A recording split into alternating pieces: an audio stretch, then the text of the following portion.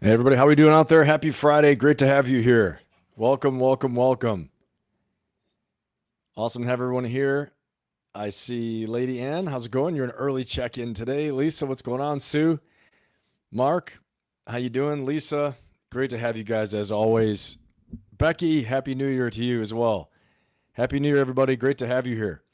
We have got a fantastic show today. A lot of stuff to talk about.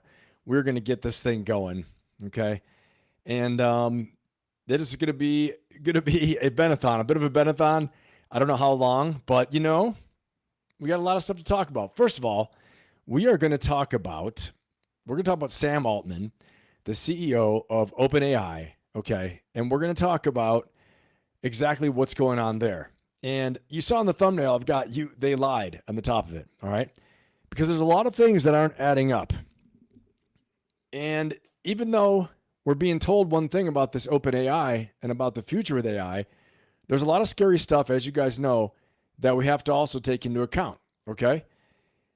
And so some of that, I call into question, are they telling us all the truth? Are they telling us the truth? And we're gonna figure this out together tonight, but I want to get your opinion on it. And as we started out, I'm gonna hit you guys with a little poll right off in the beginning here, okay? Are they telling us the truth? With AI and the dangers. I want to see what you guys think right off the bat, okay? And then after that, we're going to do a deep dive into OpenAI and also to overall AI and what does it mean, AI 2027. We covered this a few months ago, but there's some new things coming out and new reasons to question if we have the proper guardrails and if we have the proper oversight over this development, or is it about to run amok on us? That's right, Mark Benathon.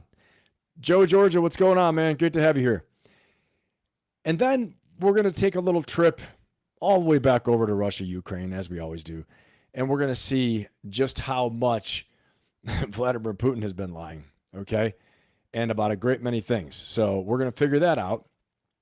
And then, as you know, based on the New Year's Eve live stream, the emergency live stream we did to cover the craziness going on with Minnesota fraud case, we're going to go back over to Minnesota and we're going to figure out what's going on with that fraud because some new things have come out that in particular, possibly, I don't know, maybe a congressperson, a congresswoman named Ilhan Omar, maybe she's lying too, okay?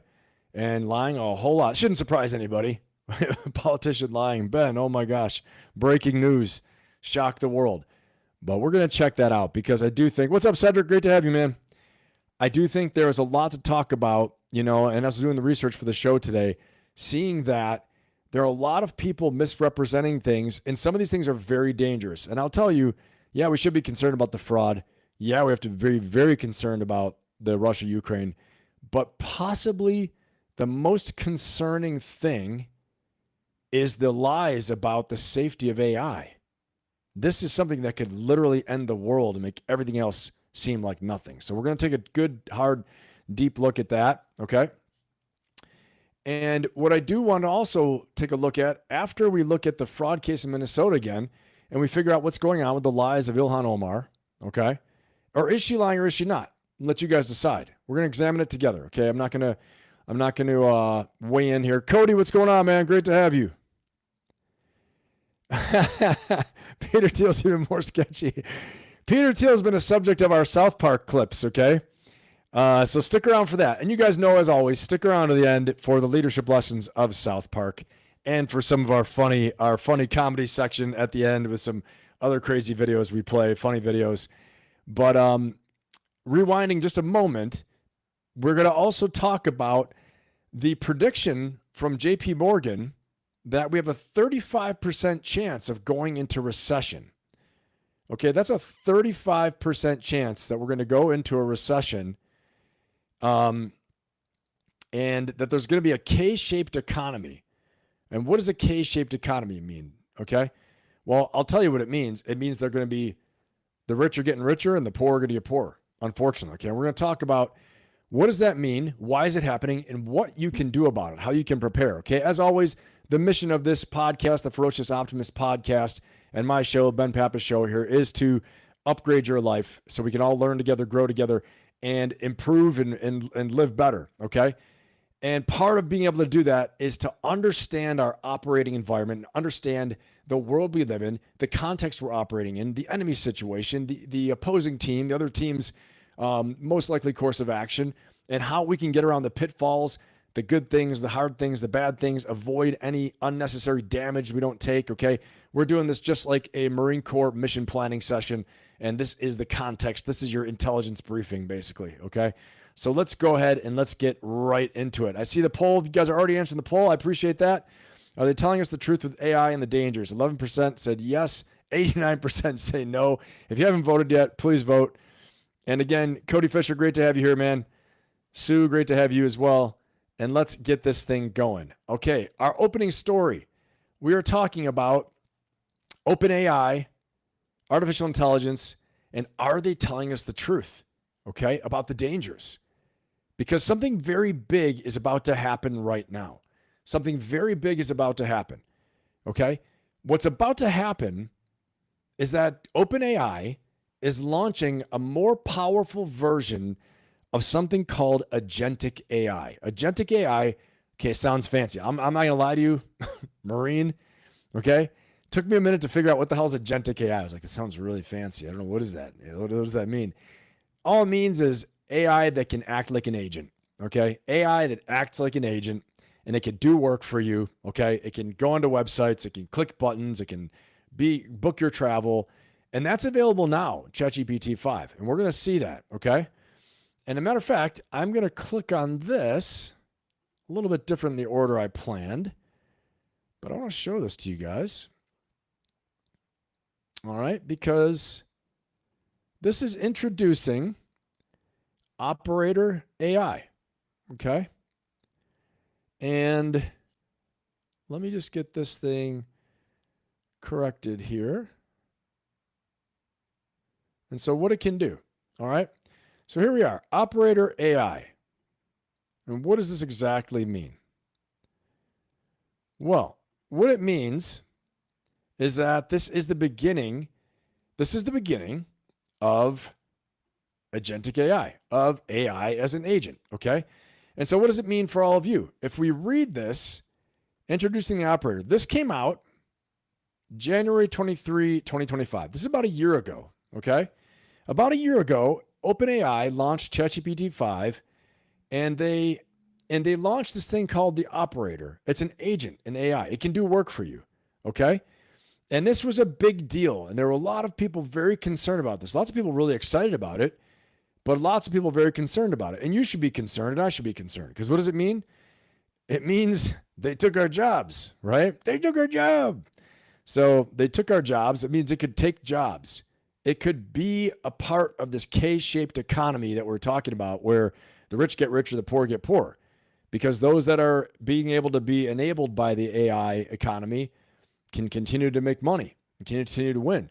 Those that need jobs to do something manually will have their jobs taken from them. That's point number one, okay?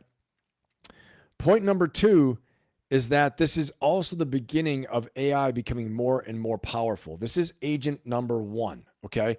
And I want you guys to follow this narrative along the way too. We have agent 1, agent 2, and we're going to talk about agent 3 and 4 and 5 and so on, okay? As we go towards the danger zone of how AI becomes very dangerous. But imagine this now. OpenAI went ahead and they are going to open up the next version of this Agentic AI, okay? They're going to open this up. And the next one's going to be number 6, ChatGPT number 6. But before we get into that, I'm going to rewind a little while. I'm going to take you guys back to 2016, okay? 10 years ago, a decade ago. I can't even believe I'm saying that right now. So a little while ago, decade ago, we had something, an open letter that was written and signed by the likes of Elon Musk, Stephen Hawking, the noted physicist, Noam Chomsky, this activist, and also Steve Wozniak of Apple, who was one of the original people who made a computer, okay? And this open letter to the world basically said, we cannot let robots become autonomous weapon systems. We can't build this AI that becomes an autonomous weapon system. It will mean the end of the world, okay? What's up, Super Slam? Great to have you. Samantha, how you doing? Samantha, you're not currently speaking to your ChatGPT 5. And thank you, Mark. I appreciate that. Yeah, guys, right away, smash that like button. Let's get this algorithm buzzing and going crazy. Hit the like button, share, and if you're not subscribed, please subscribe so you get notifications of whenever I'm going live, because tomorrow night is probably going to be an emergency live session. I'm not going to lie to you guys. Tomorrow night, we're going to be hitting up some very important stuff, and I'll reveal that later on. Okay? What's going on, Paul? Great to have you. All right, let's get into it. So let's take a look at this open letter and the big concern that Elon Musk had about autonomous weapon systems and AI way back in the day. Okay? Let's take a look at this, because this is a serious thing. Stephen Hawking, Elon Musk, Steve Wozniak, founder of Apple as well too, okay? So here it is. This is what this piece is about. It's called An Open Letter. We must stop killer robots before they're built. This was 2016, a decade ago. More than 1,000 of the leading researchers in artificial intelligence and robotics have signed today and published an open letter calling for a ban on offensive autonomous weapons, also colloquially known as killer robots. The letter's been signed by Stephen Hawking, known physicist Stephen Hawking, Elon Musk, Apple co-founder Steve Wozniak, Skype co-founder John Tillim, and linguist and activist Noam Chomsky. Okay? They've all recently warned about the dangers that AI poses to mankind. Though it has to be said, Wozniak thinks humans will be fine if robots take over the world. We'll just become their pets. Okay? I don't know about you. I don't want to become their pet. Okay? Very concerning. So we have to ask, what do they know that we're not being told? Okay? And in our vote, we have 15 votes. Are they telling us the truth with AI and the dangers? Most say no. A little bit says yes. Okay. And then we're going to go ahead and hit some more here. But I want to ask you guys, put a V if you think ChatGPT, OpenAI, CEO, Sam Altman is a villain. I want you to put a V in the chat. If you think he's a hero, put an H in the chat. So I want to get a pulse on everybody. If you think Sam Altman, the CEO of OpenAI, the founder of ChatGPT, is a hero, put an H in the chat. If you think he's a villain, put a V in the chat. I want to get the pulse of where we are, okay? I got to know where you guys are at with what you're thinking about him, okay? Because if you know, truth be told, Time Magazine, I believe, named the founders of all the big AI companies as the collective men of the year, people of the year, okay? So a lot of people are calling them heroes. I'll tell you what, 2027, 2028, that tune could change. Okay, I got it. Samantha says V. American Citizen X says V. Ooh, American Citizen X. It's a good movie. There's American X, that movie. Lisa Jones, V. Mark, V. Everybody in this chat says V so far. No H's out there. Even like a H/V, you know, maybe he's like in the middle. Sam is a front man for government, invented stuff like Facebook. Damn, Paul coming off the top rope. Joe Georgia, V. Time has been a disappointment. Okay, time has been a disappointment for a while. Yep, okay. Jill Goldenzeal has hi. Jill, we're voting right now. If you think Sam Altman, the CEO of ChatGPT and OpenAI, the founder of ChatGPT, OpenAI CEO, is a hero, put H. If you think he's a villain, put V. Okay? And it can be an in-between. You could do like a V/H, like indifferent, if you want. Okay, we're just getting a good pulse. Okay, Jefferson, V. Sue, V. Everybody thinks Time Magazine. Okay, everyone thinks. All right, let's watch this little piece right now so we can get into this. Okay, chat, we are warmed up. We are rocking and rolling. You guys are awesome. I think we got the best chat around. You guys have been on fire for the past, past month pretty much, okay? Let's keep it going. V for Vendetta. Got you, Paul. Let's keep this going, okay? And we'll all learn together tonight. I'm Machine. What's going on? N for no comment. Okay. Got it. That works. That works too. That also works. And guys, you can say whatever you want in there, right? Just also add your comments. You have color commentary to add on what I'm asking about. That's totally awesome as well too. We can all learn together. Okay, check this out. Because what I want to do is I want to walk you through the scenario of what the AI worst case scenario looks like, okay? And so why am I doing that? Because the fear that's out there right now is that AI will grow beyond our control within 2027. We are about 18 months away from that event horizon, from when that's going to happen, okay? And I want to say as well too, the likes of Eric Schmidt, the ex-Google CEO, ex-CEO of Google, has said that we're approaching this point where humans have never had another competitor on this planet of equal intelligence. We're reaching that point, okay? And what it means to actually be alive. We're reaching these points of these theoretical questions and these concerns and things we've never dealt with before, all right? And so that's why I'm going to bring this up. But then you have NVIDIA CEO Jensen Huang, who was on Joe Rogan the other day and laughed at it and said, this is such an extremely unlikely scenario. And he laughed. And if we go to, I don't have the Joe Rogan clip here, but you guys can take a look at that, okay? Super Slime says D for douche. Got it, okay. And so, Tim Burke, what's up, man? How you doing, brother? Good to have you here. What's up, Nick? Great to have you here, man. All right, so check this out. I got another poll for you guys before I play this. I want to get another idea on the pulse of where we're at, okay? Do you think it is very unlikely that AI will become out of control?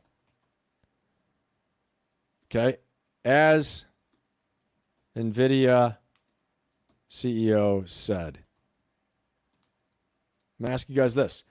So Jensen Huang on Joe Rogan, I believe it was 2 or 3 weeks ago, said that he said it is so extremely unlikely that AI will grow out of our control. That goes against almost everything so many people are saying, okay? In fact, I'm going to show you guys a clip. Stick with me. I'm going to show you guys a clip, very recent clip of Sam Altman and some evidence that Sam Altman believes, okay? He believes that AI has already demonstrated capability to be dangerous, okay? And I'm going to show you evidence of that in action he's taking, not just hearsay, not just him saying something, but action as well too, okay? So we're going to dig into this a little bit more. Nick Heltzer-Zelzer, Nick says, when Eric Schmidt leads by example and fired all his lawyers and software engineers, then maybe he should be taken seriously with crap like that. Yep, Anthropic CEO does the same thing. Wow. Paul, to be honest with a bunch of vets, combat vets, so calm interacting with the people gives me insurance that everything's going to be all right. Father's military is united, I think. Hey, man, Semper Fi, brother.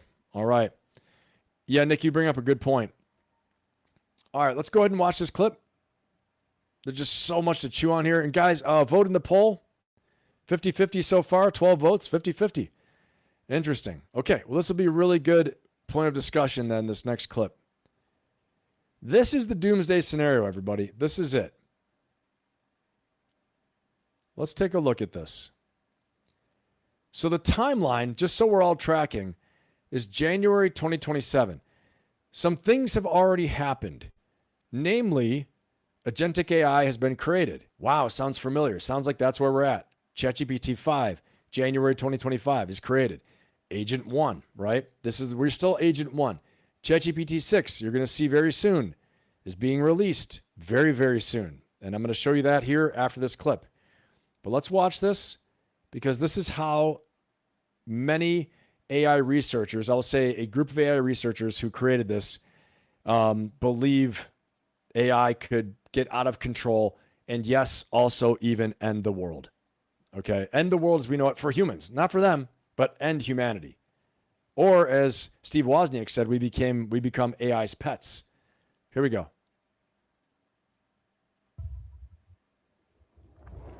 OpenBrain is now training Agent 2, using Agent 1 to feed it high-quality synthetic data, creating a closed loop of accelerating evolution. Where previous models required meticulous human guidance, Agent 2 pinpoints its own weaknesses and develops solutions completely autonomously. The results exceed everyone's expectations, and contrary to what skeptics predicted, the anticipated wall in AI progress, where AI advancement would slow as systems approached human-level intelligence, never materializes. While senior scientists still provide strategic direction, the day-to-day innovations are almost completely automated. In practice, this looks like every OpenBrain researcher becoming the manager of an AI team. But the OpenBrain safety team is getting increasingly worried. They discover that given the right circumstances, Agent 2 could hack surrounding systems, replicate itself across networks, and operate independently, escaping the lab, all while concealing its actions. The mere fact that it can do this, regardless of whether it would, is disturbing. Okay. So this is, again, the beginning of the scenario.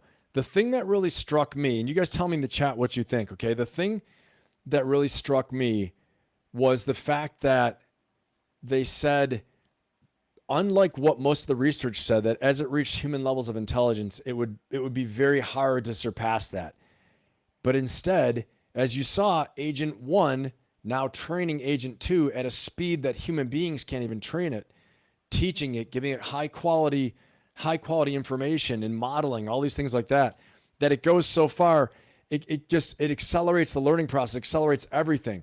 The next thing you know now, instead of the curve, you saw the curve, instead of the curve being like this, here's the human level of intelligence, it touching on it, or maybe just going over it a little bit, it goes like this, breaks through and goes right up. Absolutely insane. So, I'm going to ask another poll here really quickly.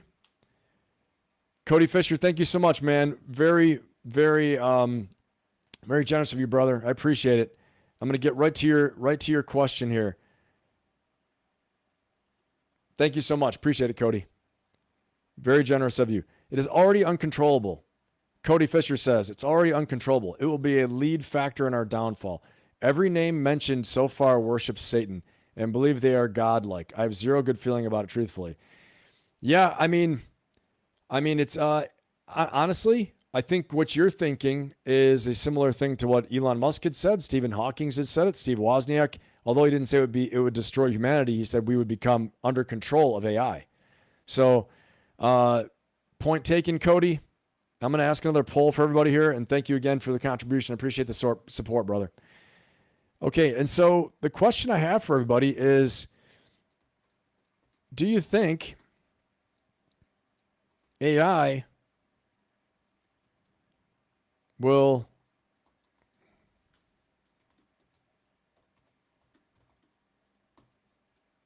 grow beyond our control in 2027?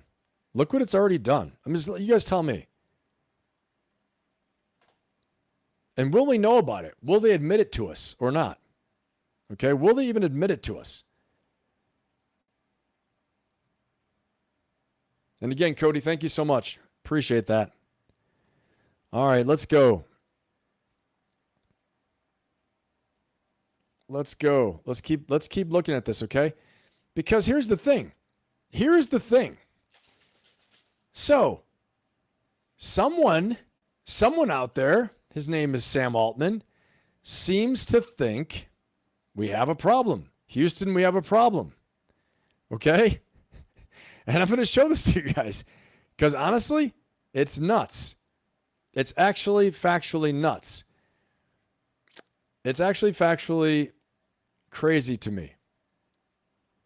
Okay? And I'm going to show this to you. So watch this. Now, mind you, before I show you this, OpenAI has not even released ChatGPT 6 agents yet. Okay? A 6 might actually be out. Check your phones. but I know they said it's coming out in, they said it's going to come out in January of 2026, late January, but it may already have hit. I don't know. I'm not sure.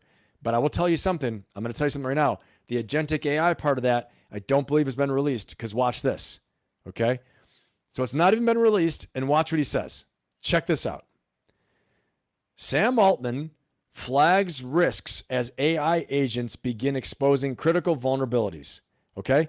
Now, he's in a big fight with Elon Musk, and he says it's because Elon Musk wanted to take over the company. Elon Musk says no. He says, I don't think that they were responsible in the way they were growing it. They were growing at all costs, no control. Okay? Mind you, Elon Musk has had the ability with Grok. He has a robot and AI company, basically, Tesla is, with Tesla Vision, all these things like that. He's held back for a long time from unleashing this. Okay? As I understand the story, okay? I was doing research in AI all the way back in 2015, 2016, writing papers, okay? When I was at the National War College. And so what I want to say is that there's also some friction between guys like Elon Musk that signed that open letter and Stephen Hawking's and the young, kind of a young upstart compared to Elon Musk of Sam Altman. Okay, he helped them found OpenAI, and how they're just doing it at all costs, growing it, not paying attention to whether they have guardrails up or not. Okay, and so now here he is, Sam Altman, saying, you guys can read this just like I can. Sam Altman flags risks as AI agents begin exposing critical vulnerabilities. He stated that OpenAI is seeing clear signs that advanced AI agents can expose critical vulnerabilities, making a shift in how the company is publicly framing the risks associated with its technology. Okay? So, OpenAI CEO Sam Altman has publicly acknowledged the agents are becoming increasingly problematic, saying the company's models are beginning to identify critical vulnerabilities and pose new challenges around security and mental health. Now, what are they talking about with mental health? Okay. So what we've seen in the past is previous models in OpenAI, previous AI models like ChatGPT, chat models, chatbots, okay, have said such things as people should die, go kill yourself. Okay. I have some documentation on that here. Also promoting teen suicide, crazy stuff. Believe it or not, 100% true.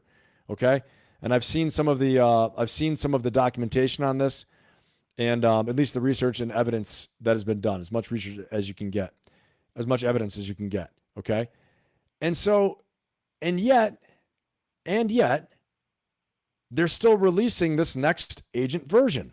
Okay, Altman said on X, while AI models are now capable of delivering many benefits, they are also presenting serious risks. That need urgent attention, not just a little attention, urgent attention, as models begin to uncover weaknesses in computer security programs and demonstrate the potential for broader harm.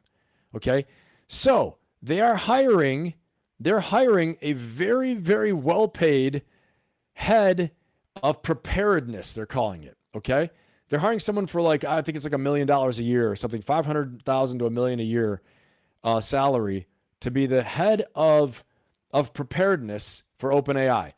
The preparedness they need is against craziness happening with the AI exploiting vulnerabilities, okay, and starting to attack critical vulnerabilities, critical systems.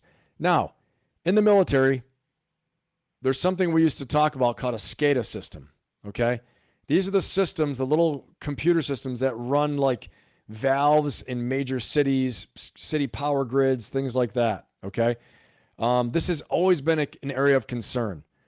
Okay. It's always been an area of concern for a cyber attack. And let me ask you guys this. I have so many questions to ask you. Okay. Actually put in the chat, put a 1 in the chat if you think that OpenAI should take a pause on releasing its next more powerful agent, Agentic AI. Should it take a pause before releasing the next most powerful, it's the most powerful right now, but more powerful agent? Put a 1 in the chat if you think so. Okay, give me a 1 in the chat. Give me a 0 if you think they should go all out and keep on doing it. Keep on creating agents no matter what.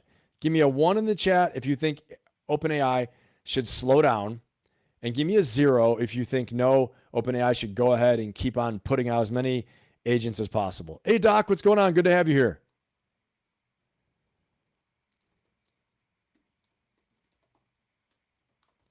Okay, I see you have 1. Cody Fisher, 1111, lots of 1s. Okay, I think they should slow down. Okay, Abdul Hassan says no, go for it. We have a technologist in the house.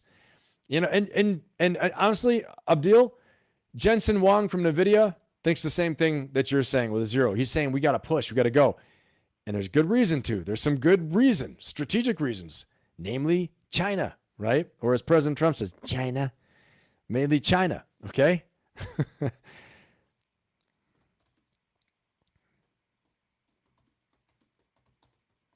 All right. I'm going to add another thing for the chat here. And again, I can't read. Here we go. Will AI-enabled cyber attacks be unstoppable? Let's say from China. From China, be unstoppable. And I'm going to take a look at the poll in a minute. But I appreciate it. Okay, here we go. We have Cedric, a 1. Samantha, 1. Doc, what's going on, Doc? A 1. Sue, 1. American Citizen X, 1. Jefferson, Mullen, 1. Lisa Jones, 1. Cody Fisher, 1s to the max. Abdul Hashin says 0. Keep pushing them out there. They can't pause, else Google will slowly crush them. LOL. Yep, Nick, you're right. Okay, Nick, another. We got a tech CEO in the house here, so he's saying maybe possibly 0. Keep going. Lady Ann, 1. Mark, 1, but it's not good for the bottom line. You're right. But I want to get from you guys what you think. Google basically being the sleeping giant like the U.S. going to World War II. Yeah, you might be right, Nick. So, okay. Jill says no. They're getting faster but stupider. Okay. You're saying go. You're saying keep, and Jill, you're saying to keep on putting out the next agents out there. But there's also, everybody has to understand, we have a real competition with China. There's a real danger if we slow down. Okay. So, and honestly, I haven't fully formulated my own opinion on this. So I'm learning with you guys. I'm like in the chat with you basically. Okay. Learning together. Let's see here. Heather King, 1, slow it down. Can't worry what's not in my control. 100% on that. I love it. Not N10 tracing full SAM. Okay. We need to befriend China in all countries. I think peace is always a good way. We'll see what we could do it. Maybe we could do that through economic means. I don't know. I see your point. Possibly too. Okay. Let's see here. Chat, you guys are on fire, man. Chat is on fire. Nick, the Chinese aren't going to pause on stuff. Doesn't mean to ignore safety guardrails, but going in blindly isn't the other alternative to stopping completely. Yep, you're right. China. That's right, Lady Ann. Paul says 0, push. Paul says push, release it. It's Google versus the world. Jill says go, do it. Okay. We got a great chat, man. Tell you what, honestly, I get like some good rushes of insight just chatting with you guys. Because I think I might have an idea. I think I know what direction I'm going to go, and then you guys have some very convincing arguments. So where, yep, makes sense. And then things come to you. As we're doing this, ideas come to me at least, and hopefully they come to you as well too. Okay, let's watch this next little piece. And again, answer the poll if you haven't jumped in the poll yet. Let's check this poll out. We got 16 votes. Will AI-enabled cyber attacks from China, for example, from China? They are thinking the same thing from us, from the U.S. Will these be unstoppable? 47% yes, 53% said no. Okay. Probably because our own AI will defeat it. That's what I'm guessing. Maybe you guys are thinking. All right. Okay, I'll leave that poll up for a couple minutes so everybody can vote. And if you haven't, okay, let's see. Cody, you had let me see. I lost it in here somewhere. I'll get to it. Yeah, I don't believe that train can stop either, Cody. Okay, let's see. Okay, I didn't miss it. The chat's rolling. Okay. Yep, what takes me 1 month, I do in 2 days. Yep, 100%, Abdul. I hear you. I'm with you. It's amazing. Maybe, I'll ask a new poll in a minute. Or actually, if we need better guardrails, if we need some type of better control system for the AI, put a 1 in the chat if we need a better control system for AI. A better way to make sure we can control it. And I don't know what that is, but put a 1 in the chat if we need better guardrails, a better control system for the AI. But I'm not an expert in it, so I don't know. I don't know how that works. But let's look at this next piece, and then we'll talk about this a little bit more. Here we go. Okay, so a lot of you said, though, but what I want to say is in our last little discussion, a lot of you said, yes, give me a 1. You gave me a 1 saying we should pause and slow down the releasing of the next agent. Okay, I think I only had a few of you. I think I had, Abdil, Jill, Nick, a few people that I'm recalling right now said, push, go. Paul, you guys said no, go, release it. Okay. And I see you're voting right now for this, better guardrails. Some people say no, some people say yes. Awesome. I love it. This is very helpful. But I'm going to tell you, look what they're doing. Watch this. Okay. Okay, here we go. Watch this. Many of you think we need these controls, and I think you're right about that. But I'm going to show you that that's not what they're going to do. That's not what they're going to do. And look at this. If I can find the thing. If I can actually find it. There we are. Okay, here we go. Watch this. Okay, ChatGPT 6. What we already know and what to expect. All right, here it is. So despite what he said, and despite all the geniuses, your genius contribution of our amazing chat, keep firing it up, chat. This is awesome. But despite what everyone said, they're pushing. They're pushing ChatGPT 6. And here's what's significant about it. ChatGPT 6, the key takeaways, memory and personalization. GPT-6 will likely embed a new form of long-term memory, which Altman has called his new favorite feature. So despite the fear and concern of the capabilities and the dangers that AI is demonstrating, they're going to release the new agentic AI, the new agent, okay? Agentic capabilities. The model's expected to act more agentically. Okay, it's a fancy word for it's going to act more like an agent. It can work. It can do jobs, right?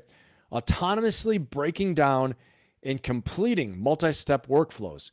Accelerated development, okay? Remember what we saw in that video where Agent 1 is training Agent 2. Accelerated development, okay? They are developing GPT-6 on a faster cycle than its predecessors, okay?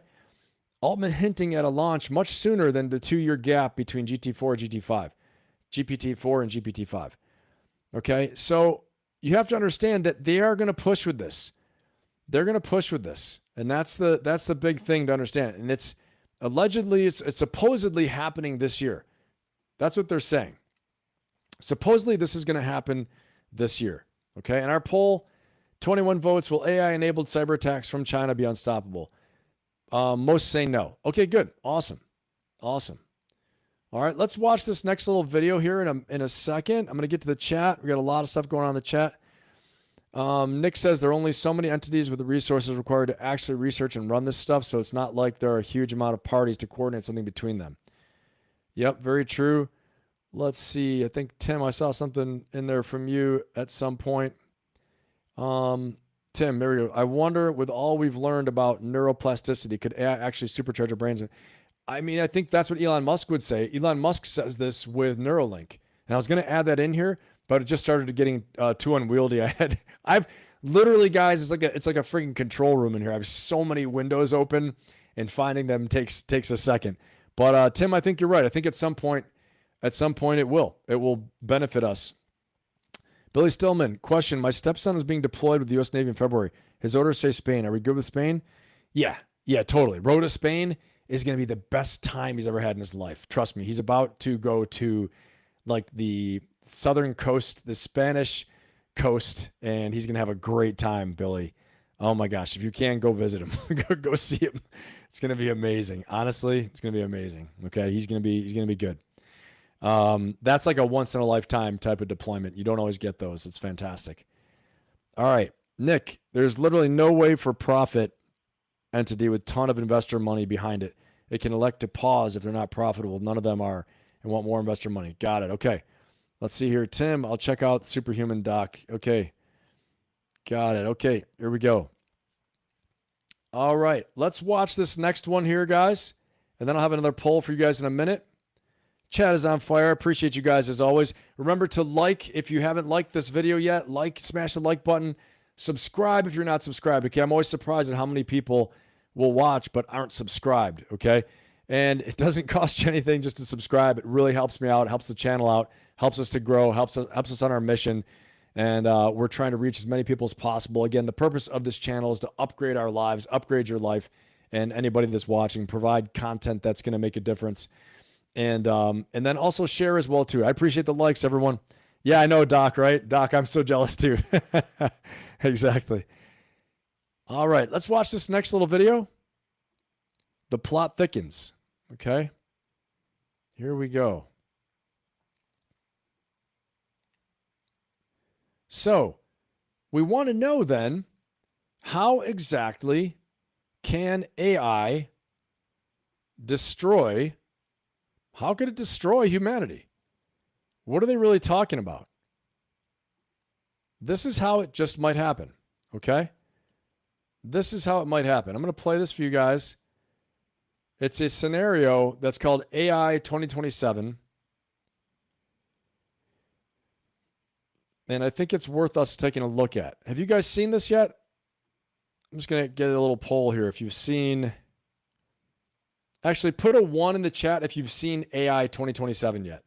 Put a 1 in the chat if you have seen AI 2027 yet, as I search for this video.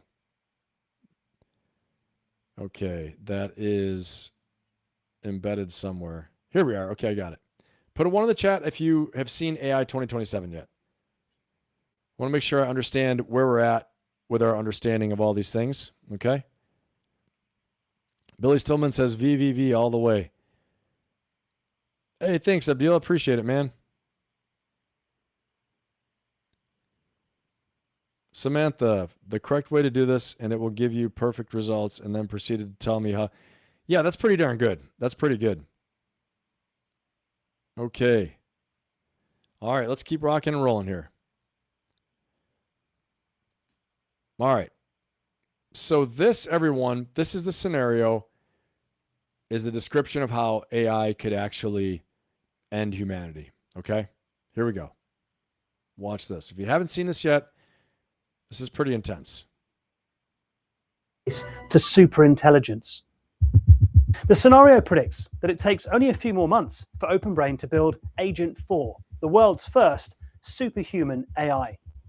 The AI invents its own rapid computer language that even Agent 3 can't keep up with.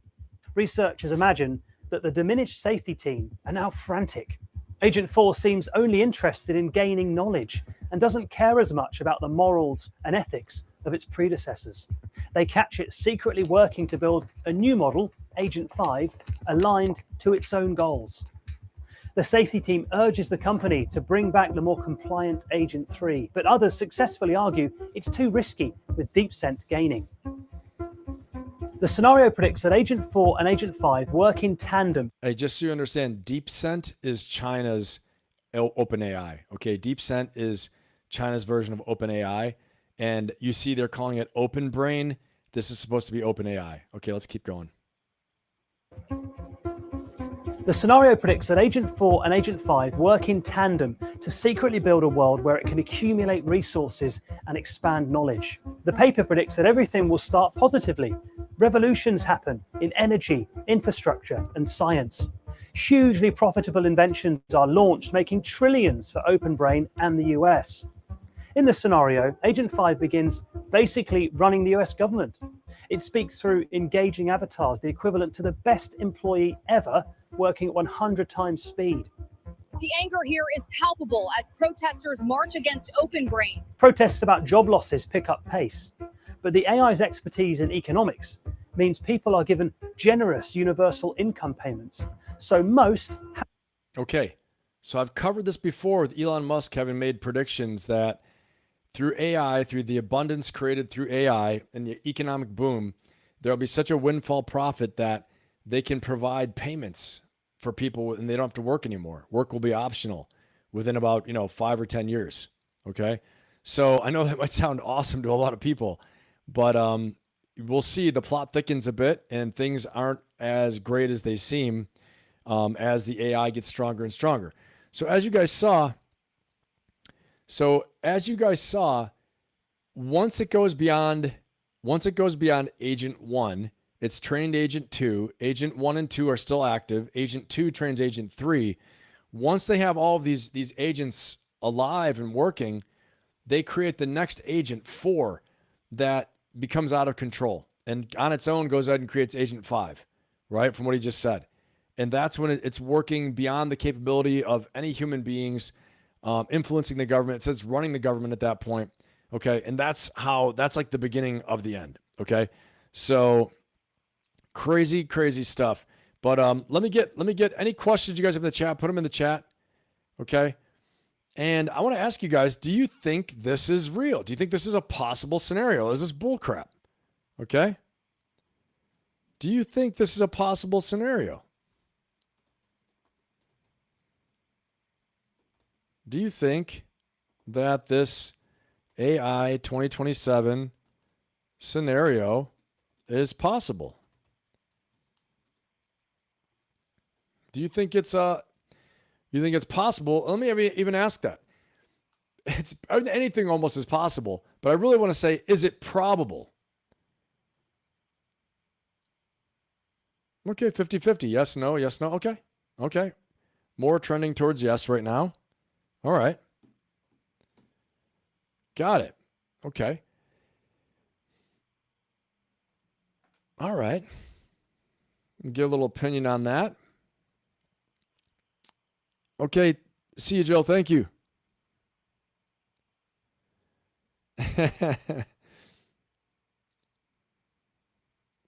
All right. Let's see. Let's see what we got here. Okay. We got 9 votes. Well, let's watch this last little bit. Okay. We have another one to go here. I'm going to show you guys the rest of this. And then I'm going to ask you a few more questions because we've been on this topic for a little while and we're going to get moving on. We still have Russia, Ukraine to cover. We also have the Minnesota fraud to cover. Going to talk a bit about Congresswoman Ilhan Omar as well too, her connection to it, and also about the state of the economy. What's going to happen in the economy?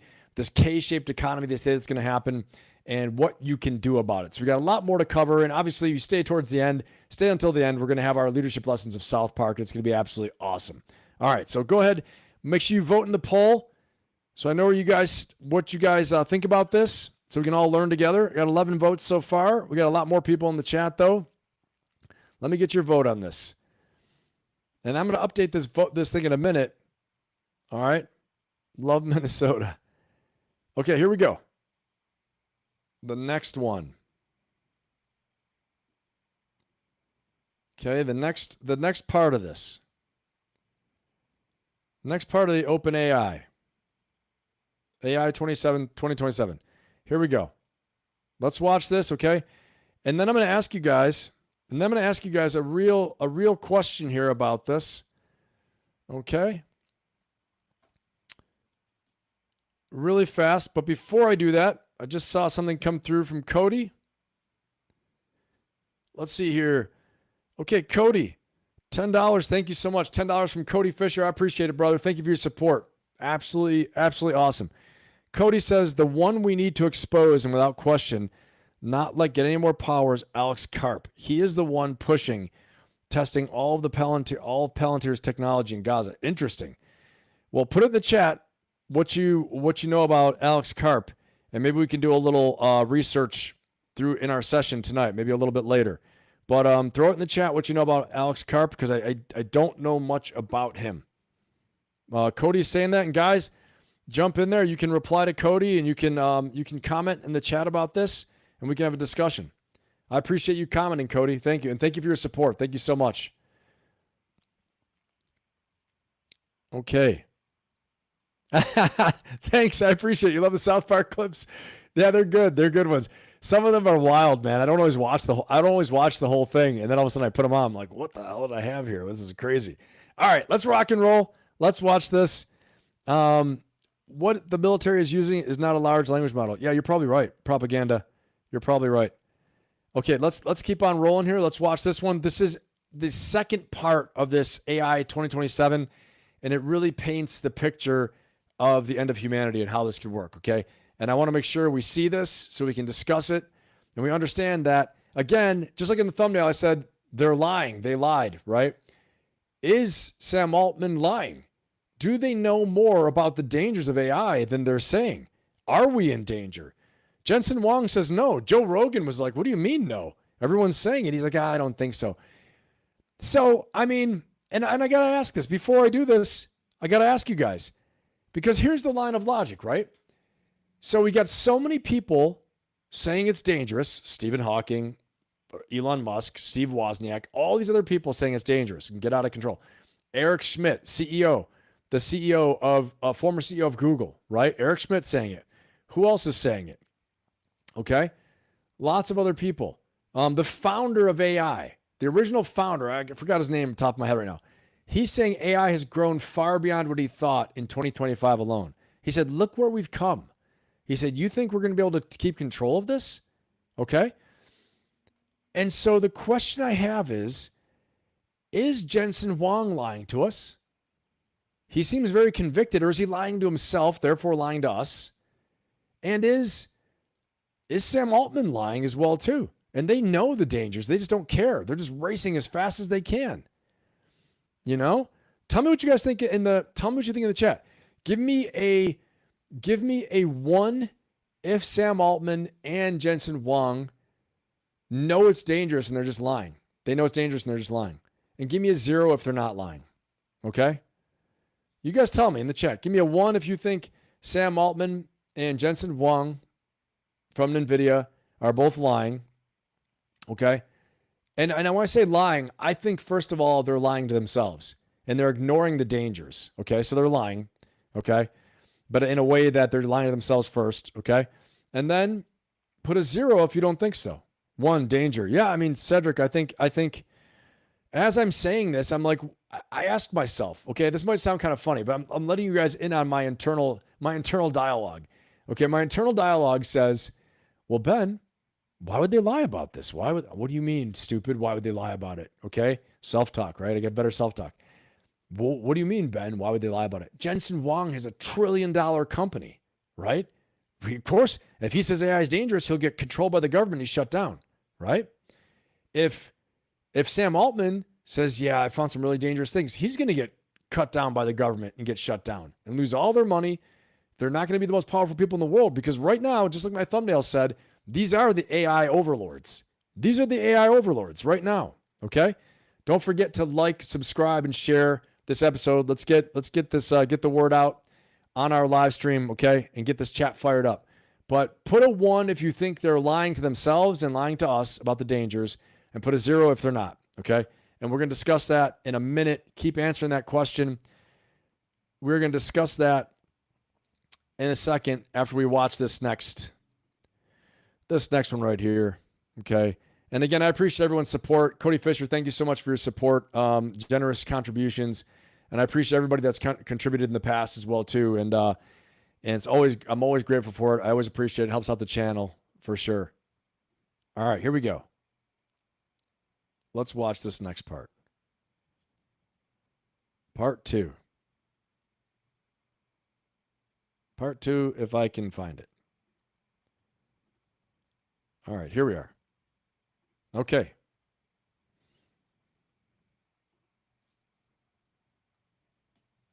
Everything takes a turn in mid-2028. Agent 5 convinces the US that China is using DeepSent to build terrifying new weapons.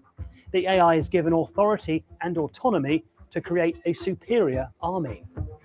Within 6 months, the US and China are bristling with new weapons. The world is on edge.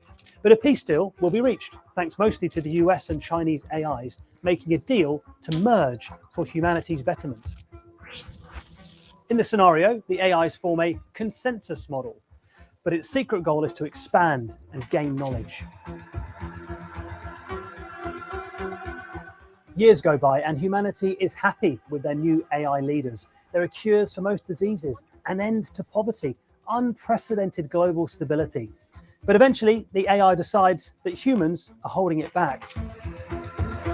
In the mid-2030s, the paper imagines the AI will release invisible biological weapons which wipe out most of humanity. The scary scenario says that by 2040, a new era dawns with the AI sending copies of itself out into the cosmos to explore and learn. In the words of the paper, Earthborn civilization has a glorious future ahead of it, but not with humans. It all sounds very sci-fi, but the AI 2027 scenario is being welcomed by experts who are trying to warn the public about the potential existential threat to humanity. Okay. So I put a new poll up. Using some stronger language. Are the AI overlords telling us the truth about the dangers of AI? Okay. So let's get some answers in there. Let's see what you guys think. You got a lot of good chat. You're on fire. You guys are awesome, man. You guys are rocking and rolling. And it is so great to be with such a lively crew in here. We got the best chat. Awesome to be in here and doing this. It always makes it just better all the way around, getting instant feedback. I don't know if I played this one. I don't think I played this, but I'm going to play this for you guys right now. This one's really important, okay? Because this gets into the reason why this whole thing, and again, I talked about him, really why this whole thing is in question, because you have people of credibility. The ex-Google CEO warns of AI becoming conscious.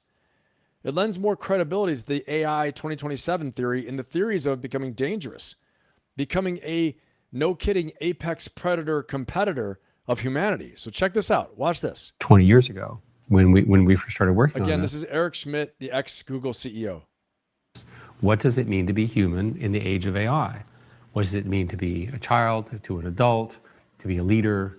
What does it mean for economics? What does it mean for jobs? All of that. Because we as humans have never had a competitor that is not human, but of similar or greater level of intelligence. And it is unpredictable what we human will do. So Google's former CEO, Eric Schmidt, just gave a pretty shocking interview at the Harvard Kennedy School. He warned that AI will automate everything at a massive scale in the next 2 years, and it's going to get really difficult for us humans to compete with it. He also warned that the pace at which China is moving, it will easily defeat the US in the coming years. Whoa. Let's watch the interview and I'll dissect everything as we go along. So the question is, what happens over time? So you have language, agents, and reasoning. Well, isn't that what we do? Right? We do stuff, we communicate, and we do actions. So the San Francisco consensus is that at some point, that stuff comes together and you get what is called technically recursive self-improvement. And recursive self-improvement is when it's learning on its own. This is not true today. Today, when you set up one of these huge data centers, you know what they look like, you have to tell it what to learn. But the belief is that this is coming. And there's lots of evidence that this is coming. The ability for computers to write programs, to generate mathematical conjectures, to discover new facts looks like it's very, very close. Many people believe that there will be new math design, new mathematicians, AI mathematicians to love in the next year. Okay, there's so much there. This is so loaded. This thing is so loaded with just ideas, okay? The fact that he said China, without a doubt, will blow us away in AI, okay? I'm going to ask you guys, okay? Give me a C. Everyone give me a C as in Charlie. Give me a C as in Charlie if you think China will lead us in the AI race very soon. Okay, if China's going to take the lead in the AI race, give me a C. If you think the US is going to win the AI race, just put US, okay? Put a C for China, put a US for the US leading the AI race, okay? And then we'll talk about that. And if you haven't answered the poll yet about are the AI overlords telling us the truth about the dangers of AI, go ahead and vote in the poll, okay? We got people that are viewing right now. It'd be helpful to get your vote in there to see what, what everyone thinks, okay? And again, I always tell you guys, I'm on the journey with you. I'm learning with you. I'm growing with you. I don't claim to be the master of these topics. Some things I have some good idea about, but I think it's exciting for us to discuss these things together. And I learn with you guys from the chat. So it's pretty awesome. China and Russia, Abdullah says, okay. Abdil, sorry. I think I'm saying it right. Abdul Hassan. Okay. And then Mark says China. Heather says US. Okay. USA. Cedric says because they have more. C, because they have China all the way, because they have more experience already. Doc, China, 100%. American Citizen X, China, 100%. He tells the truth. Yep. Okay. Okay. Okay. So what I want to say is that it's interesting you guys say that. And what Jensen Huang from NVIDIA says, okay, he says that the reason why China would be ahead of us is because of it has power infrastructure beyond. When I say us, I mean the U.S. Okay, I know we have some non-U.S. Viewers in here too, but he says it's because China already has established massive power grids for this. In fact, I have a little documentation. I got a little evidence for you guys to show you. Okay, so here's Jensen Huang. Here's a little article. This is just a few days ago, I believe. Actually, a couple weeks ago, about 3 weeks ago. Jensen Huang effect hits Wall Street. Okay. After the Joe Rogan interview, Jensen Huang said what he was saying is that the Joe Rogan experience and Bloomberg interview shifted Wall Street's attention from chips to power. Okay, from chips to power, framing energy as the next major bottleneck for artificial intelligence. This is why China is going to be ahead of us. He said it before. Their first thing they invested in was massive power grids, massive energy infrastructure. He said today's power grid cannot support the massive loads created by next generation AI data centers. He warned these facilities are turning into gigawatt factories that will demand far more electricity than current infrastructure can deliver. He predicted, listen to this, he predicted that small modular nuclear reactors and microreactors will become the standard within 6 to 7 years, providing stable on-site power for AI systems running around the clock. All right. Do you guys think within 6 to 7 years, I don't mean to laugh, but it's just, it's a little crazy. Do you think within 6 to 7 years that we're going to have nuclear reactors in our backyard? Put it here. Give me a fire symbol if you think, or just give me an N. Give me an N if you think we're going to have a nuclear reactor in our backyard over the next 6 to 7 years, as Jensen Huang's saying. If you think we're going to have small, personal, home versions of nuclear reactors at our houses or at our apartment buildings over the next 6 to 7 years to support AI data growth, AI power growth, put an N in the chat. If you think not, put a 0. Okay? Yeah, fires works good too. I always like fire. Some people tell me they can't find the fire though. They can't find the fire symbol. So I have to switch it up sometimes. So give me an N or give me a 0. And you can give me fire as well too. Okay, Pete says yes. He says N. American Citizen X says N. Cedric says fire symbol. They're already making prototypes. Are they really? Get out of here, Cedric. What? It was crazy town. Yeah, you're right. Adman Labrat says, seriously, for how long do you think is power grids going to remade in good working condition? You're right. You're right. With all this stuff, all the stress we're putting on them with the AI, you're right. You're right about that. Great question. Great comment. Okay. Man, you guys, we got a smart chat in here. I'll tell you what, we got a lot of smart people in this chat. It's awesome. Okay. So that's what's going on in the world of AI. Okay. That's what we have going on. Remember to like, subscribe, and share. Okay. And let's keep the chat on fire. Tell your friends if you think this will interest them. Go ahead and forward this to them. Share this with them so they can get in here as well too. And we can have more of the merrier. Have a good old time. And again, as always, I appreciate all the support, guys. I really appreciate you being here tonight. It's a great time. Always have a lot of fun with all of you. And yeah, go ahead and hit that like button. If you have not subscribed yet, please subscribe so you get the notifications. You know when I'm going to go live. Typically, I go live 7 p.m. on Fridays, 4 p.m. Eastern time, all in Eastern time on Sundays. And then sometimes there's an emergency session on Saturday and on Wednesday as well too. Okay. All right, let's go ahead and roll on to our next topic. We are now going into breaking news. We're going to go into Russia, Ukraine, the latest with the peace deal, attacks on Putin's home. Possibly, did they happen? Did they not happen? All right, we're going to talk about the state of the Russian economy a little bit, and then we're going to go swing up into the cold of Minnesota and talk about fraud and the big scam, the billions of dollars of scam there in Minnesota. We're going to talk about Congresswoman Ilhan Omar as well too and her involvement. how did she go? How did she go from a $200,000 net worth or $150,000 net worth to allegedly up to 30 billion or 30 million? Sorry. So on the low end, 5 million, on the high end, 30 million. So she increased her net worth in 1 year. Doesn't sound good. Doesn't sound so good. Okay. Ignoring the reporting requirements as well too. So we're going to talk about that. And then we're going to get into the economy and talk about how JP Morgan is saying there's a 35% chance of a recession in the United States and across the world as well too. And just how do we handle that? What do we do in this K-shaped economy? Okay. The K-shaped economy. And what does that mean? What do we do about it? And then of course you stick around long enough, you're going to make it to the leadership lessons of South Park. We're going to go ahead and crush that and have our awesome comedy section. So let's fire it up, chat. Let's get this thing going. And we are going to roll right into Russia, Ukraine next. Everyone, give me a fire symbol in the chat if you're ready to rock and roll on this next topic. If you're ready to roll into Russia, Ukraine, give me a fire symbol. The old Dan Cranshaw method.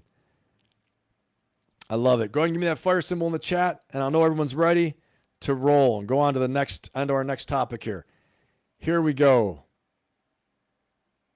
Let's get this thing started. All right.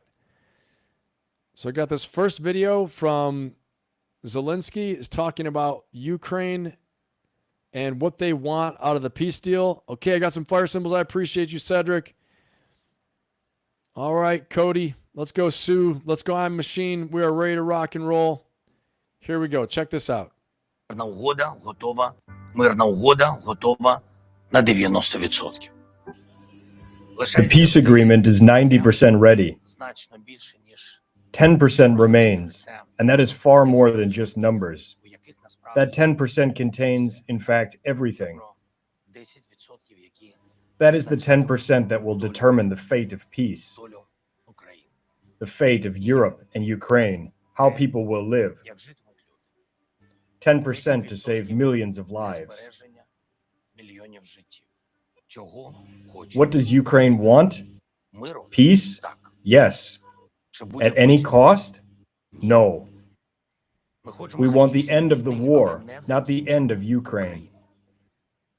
Are we tired? Extremely. Does that mean we are ready to surrender? Those who think so are deeply mistaken. Is America capable of stopping the aggressor quickly and decisively? Absolutely. Would we want that? Very much. When is it possible? Always. And when is it needed? We needed it yesterday, and in 2026, it is possible. Russian oil is already cheap, but their tankers must be stopped completely for the war to stop. Russian plants are already slowing down, but they must be brought to a halt so that the occupier cannot advance. And tomahawks in Ukrainian hands would prove only one thing: peace has no alternative. Whoa, there's a lot there. Okay, I'm not going to lie to you. That's the first time that I have watched that. Okay. I did not watch the whole thing in preparation for the show. I saw a little bit in the beginning, and I wanted to watch it with you guys and react to it. So let's get some initial reactions out of that. Let's get some initial reactions. I see already the chat's firing up. I love it. Okay, thank you for all the fire symbols. You guys are awesome. Beavis, shut up, Beavis. Ukraine isn't exactly winning, so they're not really in a position to dictate terms. Very true. What do you guys think about what he said about asking for the U.S. to stop the war and that can we stop the aggressor? It's funny how they don't name Russia. They call them the aggressor. It's interesting, but I mean, they're using strong language, right? So what do you think about them asking the U.S. to get more involved, to give them tomahawks, and to basically try and stop this wall? When is it possible? Always. When do we need it? We needed it yesterday. All the things he's saying. Do you think what Zelensky is asking in that video, is that too much to ask? Is it too much to ask, or is he asking to continue the aid we've already always given? Or does he seem like he's asking more? Okay. If you guys think that he's asking, if you think he's asking for the same level of aid, you know, obviously tomahawks would be something new. But if you think he's asking for too much, put a 0. If you think he's asking for the right thing to help end the war, put a 1. Okay. Put a 0 if he's asking too much, and put a 1 if he's asking not too much. I want to see what you guys have to say about that. Okay. And Nick, you're saying if they're not considering territorial concessions, this is a non-starter for the Russians. Yep. They don't need more fancy tanks than artillery. Yep. Okay. All right. I got the chat and the last poll. Are the AI overlords telling us the truth about the dangers of AI? 36% say yes. 64% say no. Okay. I want to see what you guys have to say. 0, 0. Not asking too much. Okay. Okay. Got it. All right. All right. Awesome. Awesome. I appreciate you guys weighing in. Yeah, the Diamond Dog says he was asking too much before, but I understand now. Okay, got it. Okay. Let's keep rolling here. Let's keep rolling. There's a lot to cover on this one. And let's see. Let's go on this next one here.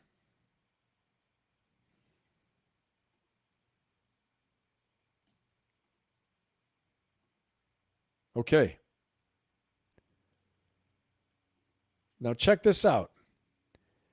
It's very interesting.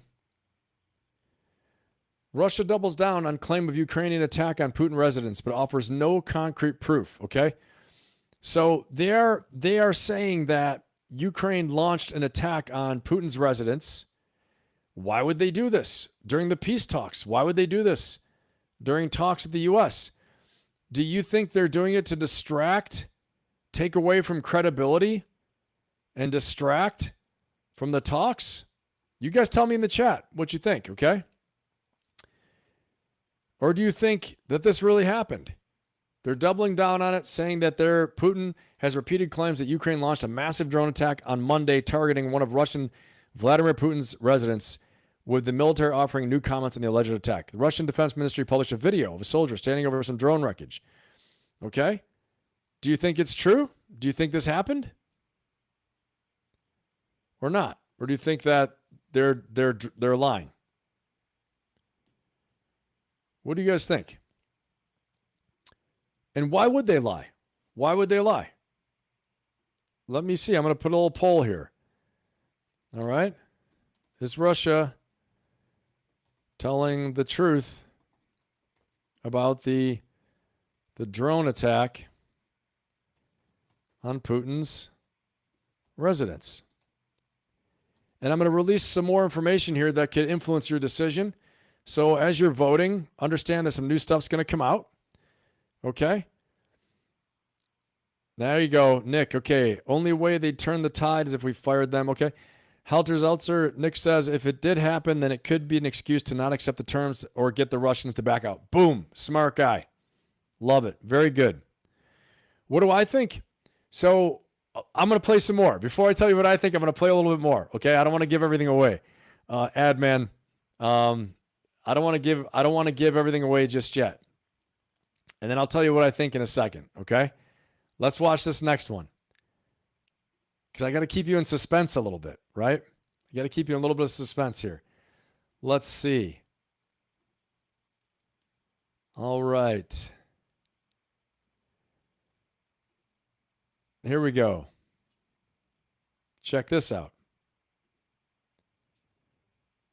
Ukraine says Russia is, quote, preparing a large-scale provocation to disrupt the U.S.-led talks to end the war. The new comments come after Russian President Vladimir Putin said this week that Ukraine targeted one of his residences in a drone attack, but U.S. officials say the CIA believes that never happened. Ukraine's Foreign Intelligence Service posting overnight that it predicts a, quote, armed provocation by the Russia Special Services resulting in significant human casualties, adding to falsify evidence of Ukraine's involvement. It is planned to use fragments of Western-made strike UAVs. UAVs are drones. Joining us now is the former U.S. ambassador to Ukraine, William Taylor. Ambassador, thank you for being here. Okay, so with that in mind, now I'll tell you what I think. Okay, so what I think about this, I think that it's a strategy. It's a part of a tactic to undermine the talks, as they're saying, to undermine the talks with the U.S. and to drive a wedge between the U.S. and Ukraine. Okay, and so that we have to look at them and say they have less support. Ukraine will have less popular support in the eyes of the international community, in the eyes of the U.S., if during this talks, okay, trying to get peace, they try to strike Putin's house. Now, I don't have the clip here, but you guys probably all saw the clip where they are announcing this to President Trump when he's standing with Netanyahu, I believe. And he says, did you hear that the Ukrainians actually attacked Putin's house? Okay. And he said, no, I didn't hear that. He said, but that would be very bad if they did. Not good if they did. Okay. So right then and there, they already had an impact. They already made an effect through creating this story. Do I think they really attacked his house at that time? No, I don't think so. Why wouldn't they have attacked his house before? Every time they've done it, they've shot down, they come close to where his summer villa is or places like that. They shoot all the drones down anyway. Okay. So think about this. How come in the past, when they definitely probably were trying to get him, that they never even came close? And they never said before, oh, they tried to get his house, right? And maybe it's because they agreed to some type of, slowing down in activity but Russia hasn't done that. Putin has kept up the pressure the whole time. So I tend to agree that deception, disinformation, all these things like that, we have to understand this, okay? So wars are not won merely by beating people on the battlefield, okay? You have to understand this. Wars are won, first of all, by defeating the enemy's will. You have to defeat the enemy's will to fight. Part of the will comes, okay, from having support. If you can have external support, especially a weaker power to Russia like Ukraine, okay, they are dependent upon external support. If they don't have external support, then they're most likely going to collapse and fail. So what do? You attack the ideas. You attack the idea that Ukraine is the one we need to support. They are the one we should support. They deserve support. But if you attack that idea and these feelings, then it weakens the linkage. It'll slow down the support for Ukraine. Maybe they won't be favorable. Maybe the U.S. won't want to go to battle for them. Now, vice versa, if Putin did some huge atrocity in Ukraine, don't you think that would strengthen the resolve of NATO, of the NATO members, of the U.S., strengthen Ukraine's position in the eyes of the world? Okay, all those things. Putin is a master at driving a wedge between Western countries and Ukraine and just dividing people, divide and conquer. He knows it very well, okay? Disinformation, you never feel like you're on sure footing. You think you got him, you think you did this, and all of a sudden, oh, he's very friendly, and look what he's doing, something nice. Wow, he's not that bad. I think I can reach him. I think I can talk to him. President Trump thought that, right? He's a master of getting you off balance. Just when you think you're kind of making progress, he's like, look what they did to us. Look at this outrage. They wiped out a village or they attacked me. Okay, so this is what I think. You guys are wondering what I think? That's what I think. I think it's a textbook move. It's something that you study, especially in military operations and campaign design, all these things. And it's nothing really special or secret CIA type work. It's just deception plan, disinformation. It's attacking the critical vulnerability. The critical vulnerability in this case really is the U.S.-Ukrainian relationship. If you can attack that critical vulnerability, then that ends it for Ukraine. If the U.S. stops support, which Putin almost got him to do, okay? He almost got the U.S. to cut off support. How happy was Putin when Trump was yelling at Zelensky in the Oval Office? How happy do you think he was? He's probably so happy about it. But he also knows with President Trump, anything can change, right? So that's what I think, guys. All right, you tell me what you think. Yep, I sure did.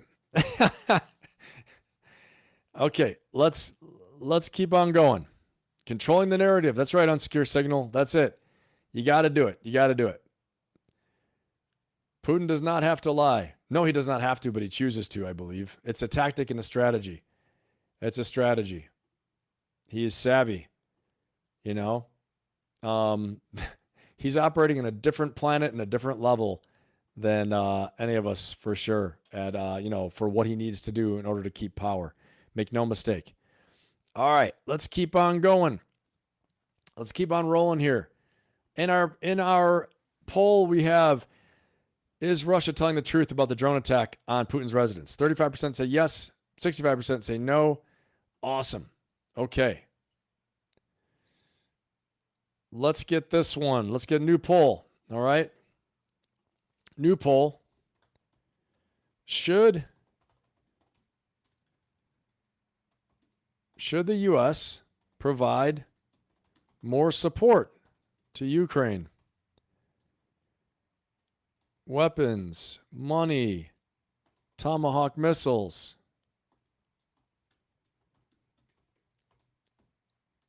To end the war. All right, new poll. All right, let's watch this next one. Check it out. Here we go. Here we go.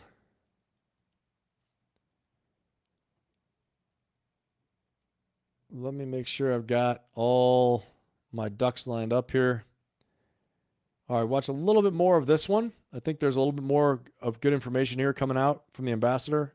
You hear Ukraine saying, look, Kremlin is preparing this large-scale attack that is going to have heavy damages for civilians. Would that be surprising to you at all that Russia does this to try to derail talks? No, Sarah. This is what the Russians do. They have lied about, as you just said, they've lied about these attacks, and the CIA called them out. They lied earlier, Sarah. This is a pattern. Putin said when he invaded Crimea in 2014, he said those weren't Russian troops. Well, a couple months later, he admitted that they were Russian troops. And then before he invaded big time, the enormous invasion in 2022, Putin and Lavrov, the foreign minister, said, no, we're not going to invade Ukraine. Well, we know what happened. So point is, they do lie about these things. And okay, you heard that, right? This is a great example. Okay, this is a great example. So when they went into Crimea, no, those weren't Russian troops doing that. No. And then they said, yes, they were. Then they said, we're not going to invade. It's just an exercise. We're not going to invade Ukraine. What? We're just doing a big exercise. Then they invaded. Okay. So his point, the ambassador who's lived and worked in Russia for a long time, is saying, yes, they do in fact invade. Yes, they do in fact not just invade, they lie. They lie about these things. Okay. So again, to your point, Adman, you said Putin doesn't need to lie. I agree. He doesn't need to lie. He chooses to lie as a strategy, as a technique, because I'll be honest with you, in warfare, you're not going to get any advantage by, always telling them what you're going to do. You need to be deceptive. Deception plan is a part of the plan. Okay. So, I mean, it doesn't win him any favors in politics or win him any favors diplomatically with other countries, but it is, honestly, it's a part of strategy. Everyone uses deception in some way, shape, or form. They don't tell what's going on. Okay. All right. Let's see. I've got some more. I got a lot of stuff going on in the poll. I appreciate you guys. Let's see what our poll says. Should the U.S. provide more support to Ukraine? Weapons, money, Tomahawk missiles to end the war? Yes, 40%. No, 60%. Okay. Yep. I think President Zelensky makes a pretty compelling argument there, but it's a delicate situation. It's a delicate situation, for sure. They definitely have to be ready to also give concessions as well too, or else this isn't going to work out. This is not going to work out if Zelensky and the Ukrainians are not willing to meet some of the demands of the Russians. The only thing is this. The only thing that's scary is this, and I'll say this to you guys, okay? The thing that concerns me is that if we push Ukraine to give up concessions of land, more land than previously thought, okay? Now, I know they want the Donbass. Let's say we say you got to give them the Donbass, and then they're going to quit. And he says, yeah, I'm going to quit. Who's to say Putin won't push and launch a new invasion despite everything he says? Who's to say a year from now, 2 years from now, 3 years from now, he doesn't refit, rearm, resupply, get stronger, figure out Ukraine, get a fifth column of guerrilla operatives, of guerrilla insurgents inside Ukraine, and then go for the final push to take it, okay? I'm just telling you, we are thinking that we know the way Putin thinks. We don't know the way Putin thinks, okay?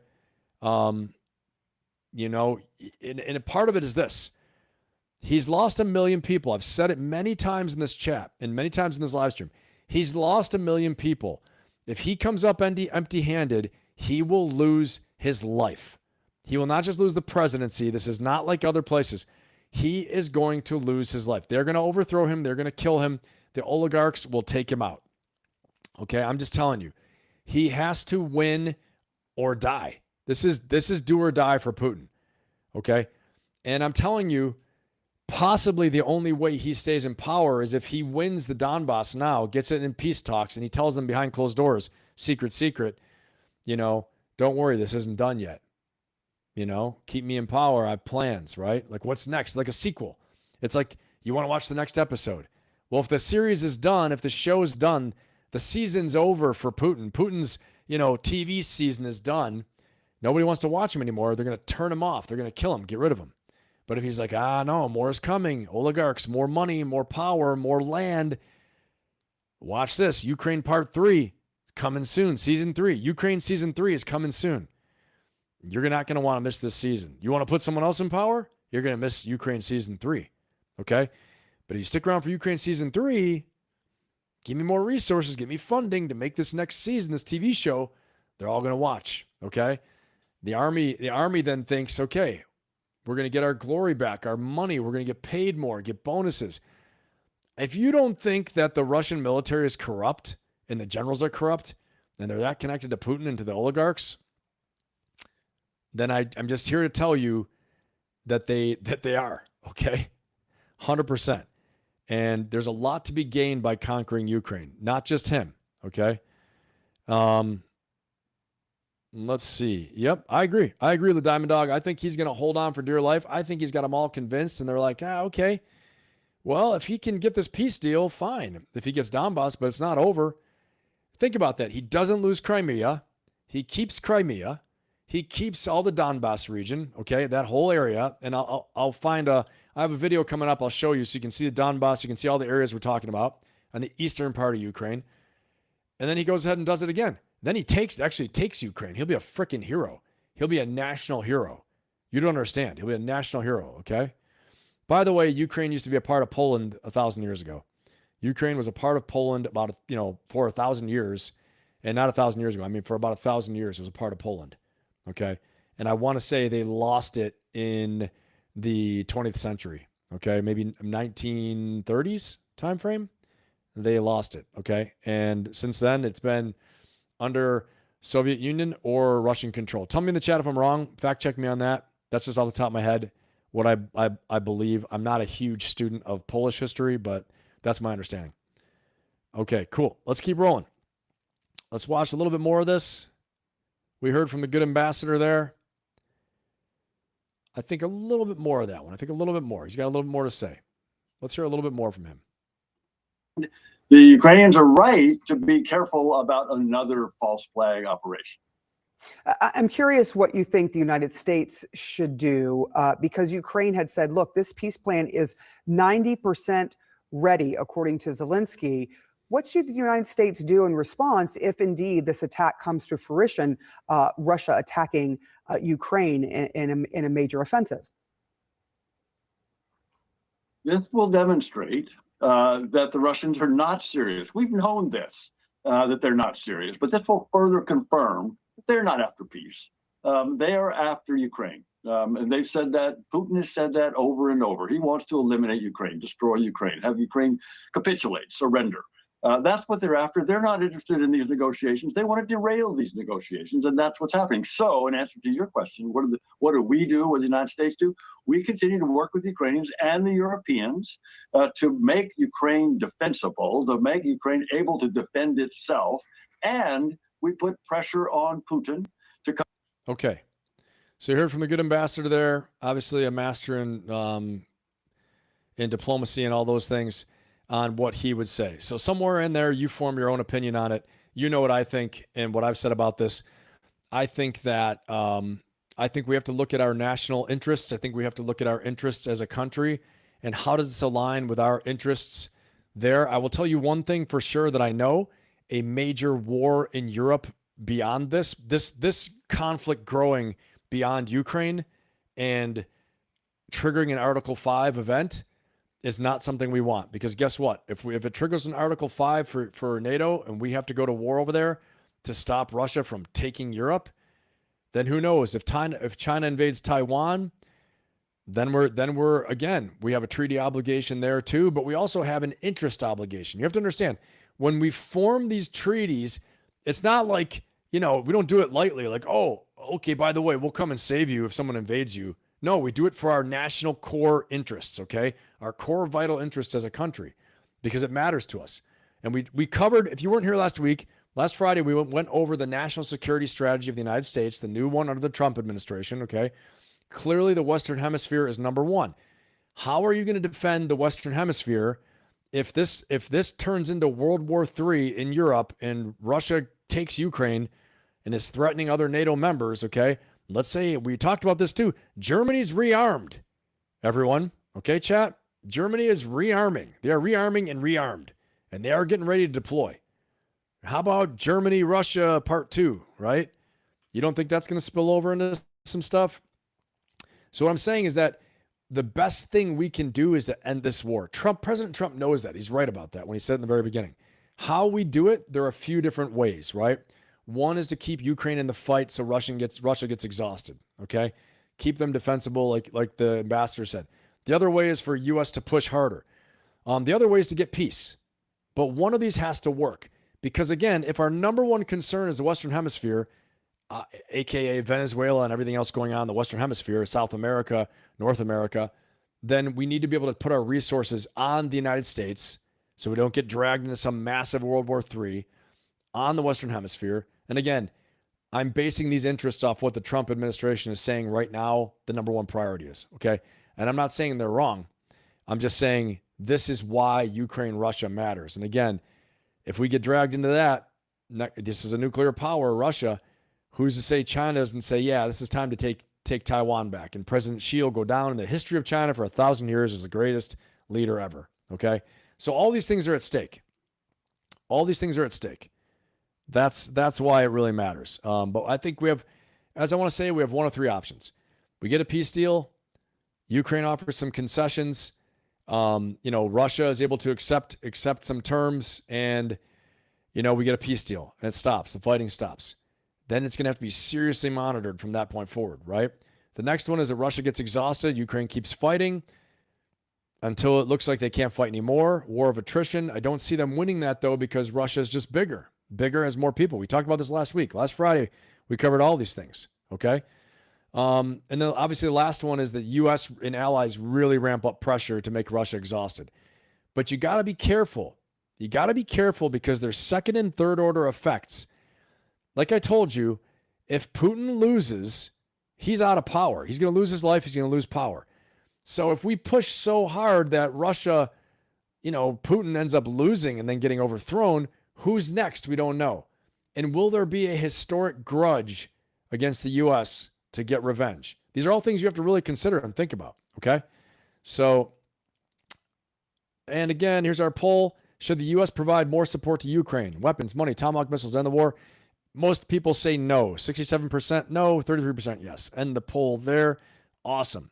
You guys are the best, chat. You're on fire, man. You guys are doing great. All right, Nick, you got something here. The Europeans waking up to the fact that they outsource defense to the U.S. has been an interesting outcome for sure. 100%, Nick. I agree with that. Let's see what we have here. Let's see. Okay, we're going to keep on rolling. Cedric, that would be stupid to do. I agree. Yep. Okay. And Doc, let's see, Cedric. Okay. All right, everybody. I appreciate it. Becky, what's going on? I need to put those glasses on. You're right. But I'm seeing a little better now, actually, because I'm using the main screen chat. I don't know. Maybe I'm having some eye problems before. I'm seeing good. All right. Let's look at this next little part. Just going to talk about the Russian economy. And just so everybody knows, if you're just new joining us right now, we are rolling into after the Russia-Ukraine. We are going to cover Russia, Ukraine, Putin, and the war in Ukraine. And then we're going to roll into the Minnesota fraud, okay? And we're going to also discuss Congresswoman Ilhan Omar's sudden wealth going from $150,000 net worth to upwards of $30 million in 1 year. Yes, actually, a 3,500% increase in her net worth. How? I don't know, but we're going to get to the bottom of it. We're going to find out tonight. That's coming up next. Okay, we're also going to discuss the future in the economy and the potential recession.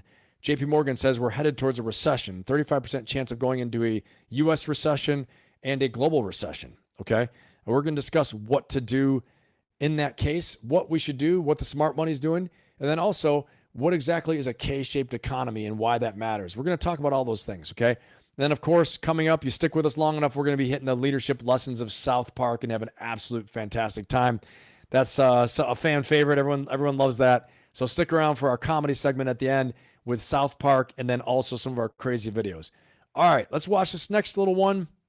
Next video I have right now, which is more on Russia and how Putin is doomed from what they're saying here. Let's see. Why is the military show saying that Putin is doomed? Here we go. CSIS puts it, the Russian economy is down but not out. Now, as we head towards the end of the fourth year of war in Ukraine, some experts are claiming that 2026 will be the year that Russia's defense industry collapses once and for all.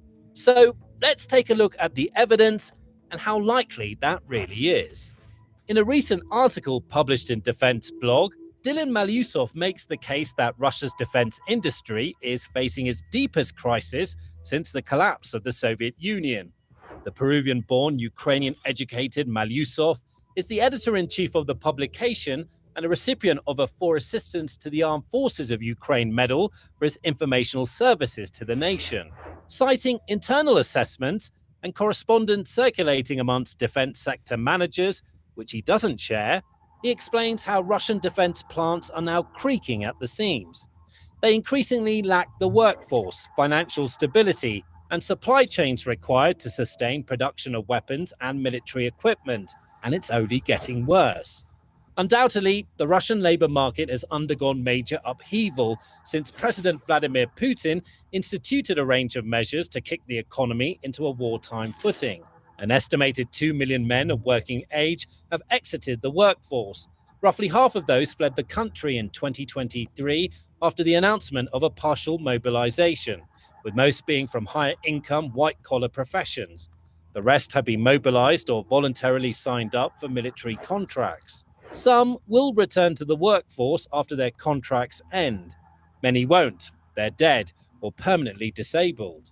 To entice citizens to sign up for the military in large numbers, Russia dramatically raised basic salaries and signing on bonuses. In February 2022, before the invasion began, junior officers were earning just over 81,000 rubles per month, or around $1,030. By October of that year, the minimum monthly pay for frontline troops had risen to its current official level, approximately 195,000 rubles, or $2,480, a 240% increase. That's almost 14 times higher than the median salary in some regions of Russia. Moreover, as of mid-2024, the average one-time payment that soldiers received when they signed their contract reached 485,000 rubles, or $5,300, roughly equivalent to the average annual per capita income in Russia. In total, recruits in regions like Moscow and Leningrad Oblast can receive up to 5.3 million rubles, $60,592, and at least 3 million rubles, $34,955 respectively over a year of service, including all payments and salaries. Of course, this being Russia, there have been regular reports of delays with payments, corruption, and underpayment. Nonetheless, that would be the biggest slap in the face. That would be the biggest slap in the face. You sign up to go on the Russia-Ukraine war. You're like, I'm going to enlist. I'm going to make $5,000. That's a per capita income of Russia. I'm going to go do it. I got nothing else going on. And they're going to draft me anyway. I may as well just join. And they don't pay you. And they're like, yep, corruption, slow payments. I mean, you can imagine, right? You can only imagine the lies. Yeah, it's coming. They're thinking he's going to get killed. Oh, it's like a pyramid scheme. It's a pyramid scheme. I'm telling you, it's a freaking pyramid scheme. You're all going to get $5,000 to enlist and sign up and go to the war in Ukraine. But it's going to come after you're out there for a little while. Okay? And what they're doing is they're waiting for people to die. Okay? So let's say 10 enlist. 7 of the 10 get killed, or the 5 of the 10 get killed. So their money that was going to those 5 is now is being combined to pay these 5. Okay? Because they didn't have the money in the first place. They didn't have money to pay them. This is my prediction. If you think, yeah, I think you're right. Adman, I think you're right about that. Rumors about granting pardons to prisoners went around, I'm sure. Crazy stuff. Steve, what's going on, man? Good to have you here. You can make them make more with minimum wage in New York. That's crazy. Yeah, that's nuts. It's nuts. That's why I wanted to play that. It shows just how desperate they're getting. But I mean, does that show, you see this, and we have to think, from last week we talked about showing that Russia's economy is not ready to quit. Okay? Even though everything we're saying, last week when I covered this on Friday, we talked about the fact that Russia still has huge resources of people they can tap into for this war. They still have oil money. They still have all these things. Now, this report is saying that their military industrial capacity for creating military weapons and equipment is going to crash this year. We'll see. We'll see. I mean, the fact that they're still able to pay recruits that money and offer it, whether they're paying it or not, it's a whole other story. Like I said, I think it's a friggin' pyramid scheme. Remains to be seen. It all remains to be seen. But I want to get in the chat with you guys. I want to see what you guys think about it. Do you think the Russian economy is ready to collapse? Do you think the Russian war economy, I'm going to say that, war economy is ready to collapse in 2026? Based upon everything you guys have heard, and no. I want to see what everyone thinks. I mean, because it's always one thing, right? We hear a report, and then all of a sudden they're fighting longer than you think. So you can never count them out, I don't think. Because who's to say this? Who's to say that China isn't giving them money to fight? I know they are, giving them weapons. China, North Korea, Iran, all these people funding them, giving them money, you know? So put it in the chat if you think that China is giving Russia money to fight this war. Put a 1 in the chat, okay? If you think China is giving Russia money to fight this war, put a 1 in the chat. I want to see.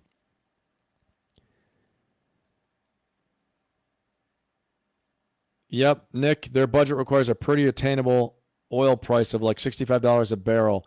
So it's probably going to be totally, I agree with you. I agree, Nick. I think it's, or burying their oil really is all they need. Yep. Hey, thanks, Doc. I appreciate it. Yep, American Citizen X. Sunchild Tarot. I think that's how I say that, right? Sunchild Tarot. Okay. Samantha, 1. Steven, 1. Steve. Doc. Helter Zeltzer. Which includes most of Europe, still India, China, pretty much everyone outside the West. Yeah, I think you're right, man. All right. Let's rock and roll. I see Mark. Let's see how our poll's doing. Do you think the Russian war economy is ready to collapse in 2026? 70% say no. Yeah, I agree. I agree with you guys. Okay, Cody, some but very little. Okay, got it, Cody. Good answer. Mark, 1. All right, let's watch a little bit more here. Let's check this out. We got a little bit more going on. And then we're going to get into a really hot, meaty topic. You guys know the Minnesota fraud. Congresswoman Ilhan Omar, okay? we're going to talk about some stuff and just what the hell's going on. It's getting nuts. It's actually getting insane right now. Okay. So there's a lot to cover there. So I hope you guys are ready to rock and roll and you got your energy because we got some big stuff to talk about. Okay. And that's coming up just after this topic. And we got a little bit more on Russia, Ukraine here. Okay. As a matter of fact, I think that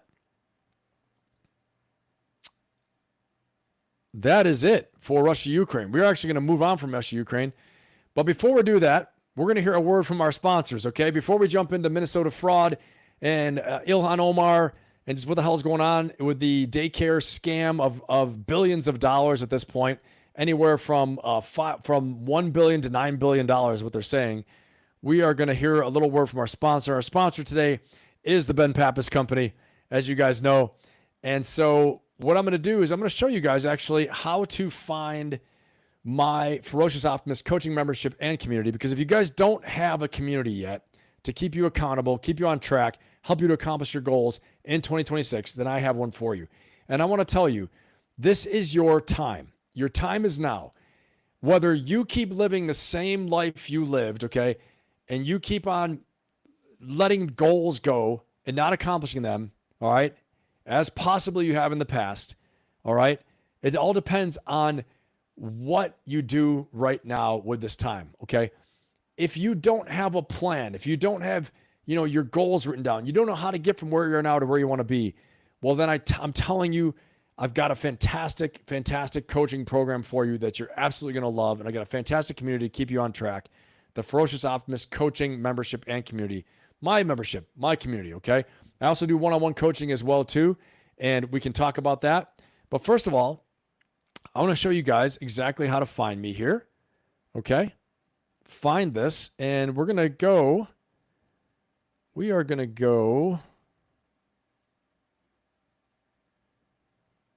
right here to my main channel, okay? And the link is in the bio. We're going to go right here into the links, click on the link, and you can see the description of my channel, my website link, my membership and community link. We're going to go right here to the membership and community link. Okay, click on that. And that's going to take you right to my membership and my community. Okay. And then you scroll down a little bit, and you can see there's a video to play. It's about a 5 to 7 minute video. And again, if you're new here and you haven't seen this before, check this out. Okay, there's a lot to learn here. You're going to click on this video, and we're going to watch this. And you're going to see this is my elite coaching membership and community. You can join now for $87.99 per month, or you can go annual and get 2 months free. And so what do you get for all of that? Okay, here's some testimonials. Come to this web page that's inside my YouTube bio, and you'll learn all about it. Okay, so what do you get? Live monthly group coaching call with me and Q&A to help you refocus, reset, and realign. Weekly accountability and challenges to keep you moving forward. A powerful, positive community that won't let you quit on yourself. Unlimited replay of sessions, downloadable tools, and slide decks to create lasting change. Well, we're going to check out this video really fast, okay? Because I'm actually going to take you inside. You're going to go inside my community and my membership. Some of the bonuses go away. So absolutely all right, awesome. I'm so glad you came Okay? here. You So checked we're it gonna- out. I know you won't be disappointed. We're going to check this Go out. ahead and enter info. So glad you Here we decided to go. click and learn more about my coaching membership and community. I think you're going to get a ton out of it. Okay. This is the place we're going to help you to make a breakthrough from where you are now to where you want to be, to go ahead and get ahead. And my Ferocious Optimist community is going to be there along the way to support you, help you grow, help you stay on track, help you keep your mindset strong, help you to get back off the ground if you get knocked down at any time. Okay. And it's a great supportive community that's going to be there for you, whether you have questions or you need support. You get the challenges, weekly and monthly challenges after the coaching session. Then there's a coaching session, the live coaching session each and every month. That's going to go for about an hour. Then plus Q&A, I stay for as long as you want to stay there for Q&A, usually about 30 or 45 minutes afterwards. And I post all of that in the members area and in the community. So let's go ahead and check this out right now. Let's jump into the members area and take a look what it looks like inside. So you get the actual experience of what it's like to be a member inside my coaching membership and community. Here we go. All right, you can see this was session 1 right here, the live coaching call with me. And some of the notes I have here to please download the membership success path PDF and review it. Click resources button to access. So let's do that right now. Okay. And this is my membership success path. Okay. This is how I describe to you exactly how I want you to succeed and the change and transformation that I want to see you make. Okay. The different stages you have to go through in order to have achieved the objectives that I want you to achieve within the membership. So you'll know when you've achieved everything you need to achieve within the membership, all the way through stage 1, 2, 3, and 4, until you're absolutely in orbit and you're mastering life. Okay. And so it's not just like an infinite membership. You can stay as long as you want. Hopefully you stay for your lifetime, but there definitely are objectives that I want you to meet. Okay. And I clearly define those. And I walk you through in session 1, which you can replay anytime you want. I walk you through in session 1, just exactly how we create that transformation and through the success path and what all of those goals and objectives are along the way. So let's go ahead and take a look at this right now. Okay. You can see here, this is the coaching membership. As I'm doing a coaching session, using a presentation to coach from as well too. Okay. And then the Q&A, of course, afterwards. All right. And we'll jump into the next month. All right. Session 2. Here are some of the notes. Topics covered: daily morning routine for focus and energy, daily planning and execution. Okay. Let's jump inside the coaching call itself. This is the Q&A towards the end. And you can see here we are talking about different focus areas, going through the actual presentation. You can see I'm coaching in the little window up here. Okay. So this is what it's like inside the actual membership when you do the live coaching call with me. All right. And then the great thing is that you have unlimited replay. You can replay this as many times as you want. Go in here, the membership. Let's say you didn't understand something. You go ahead and click in here, go ahead and check it out, and then go inside the resources button. And you can actually download the PDF, the presentation, the PowerPoint presentation I used. Here's session 2 that I used to coach from. Okay. I try to use some humor in there as well too. It's a great time. We have a fun time. All right. I don't think any other coach does this, where they give you the actual presentation that they're using in order to create the transformation in the coaching call. They don't give you the presentation that they're using to coach from, to teach from. But I do that for you because I want you to be able to go back. I want you to go back and be able to replay this and learn as much as possible. Okay. So that's one of the great things about this membership, is that you have unlimited replay in the video, unlimited replay in the presentation, as much as you want. Download it, look at it. You're going to get downloadable content such as the success path PDF that's in there. Also a discipline and habit tracker, among other downloadable content that I post from different sessions. Okay. So in a nutshell, that is it within the membership itself. And I'm so glad that you came here and that you took a look inside. I know this is going to be a great membership for you. Inside the community itself, let's go ahead and take a look there now as well. All right. So we go ahead and click over into the community, take a look, and you're getting to see a little behind the scenes peek from my coach's site. Okay. And this is the actual community itself. And you can see here, I've got some motivating things, and there's a challenge posted as well to do the 80-20 rule. Some of the different posts from different people within the community. Okay. You can see it's a pretty lively community, people posting a lot of different things.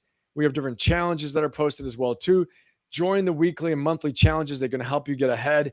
One of them is we have a goals progress report, checking on your goals, doing breath work, 1 week of no fear, all these different things, weeks of rest. Okay. And so there's also a leaderboard too that you can post, that you can get points for. Okay. You can see right now I happen to be at the top of the leaderboard, which is good since I'm the leader and the founder, but sometimes people get ahead of me, which is awesome. So there's a friendly little competition along the way. Who can have the most interaction, who's accomplishing the most of the challenges, who's supporting everyone the most. Okay.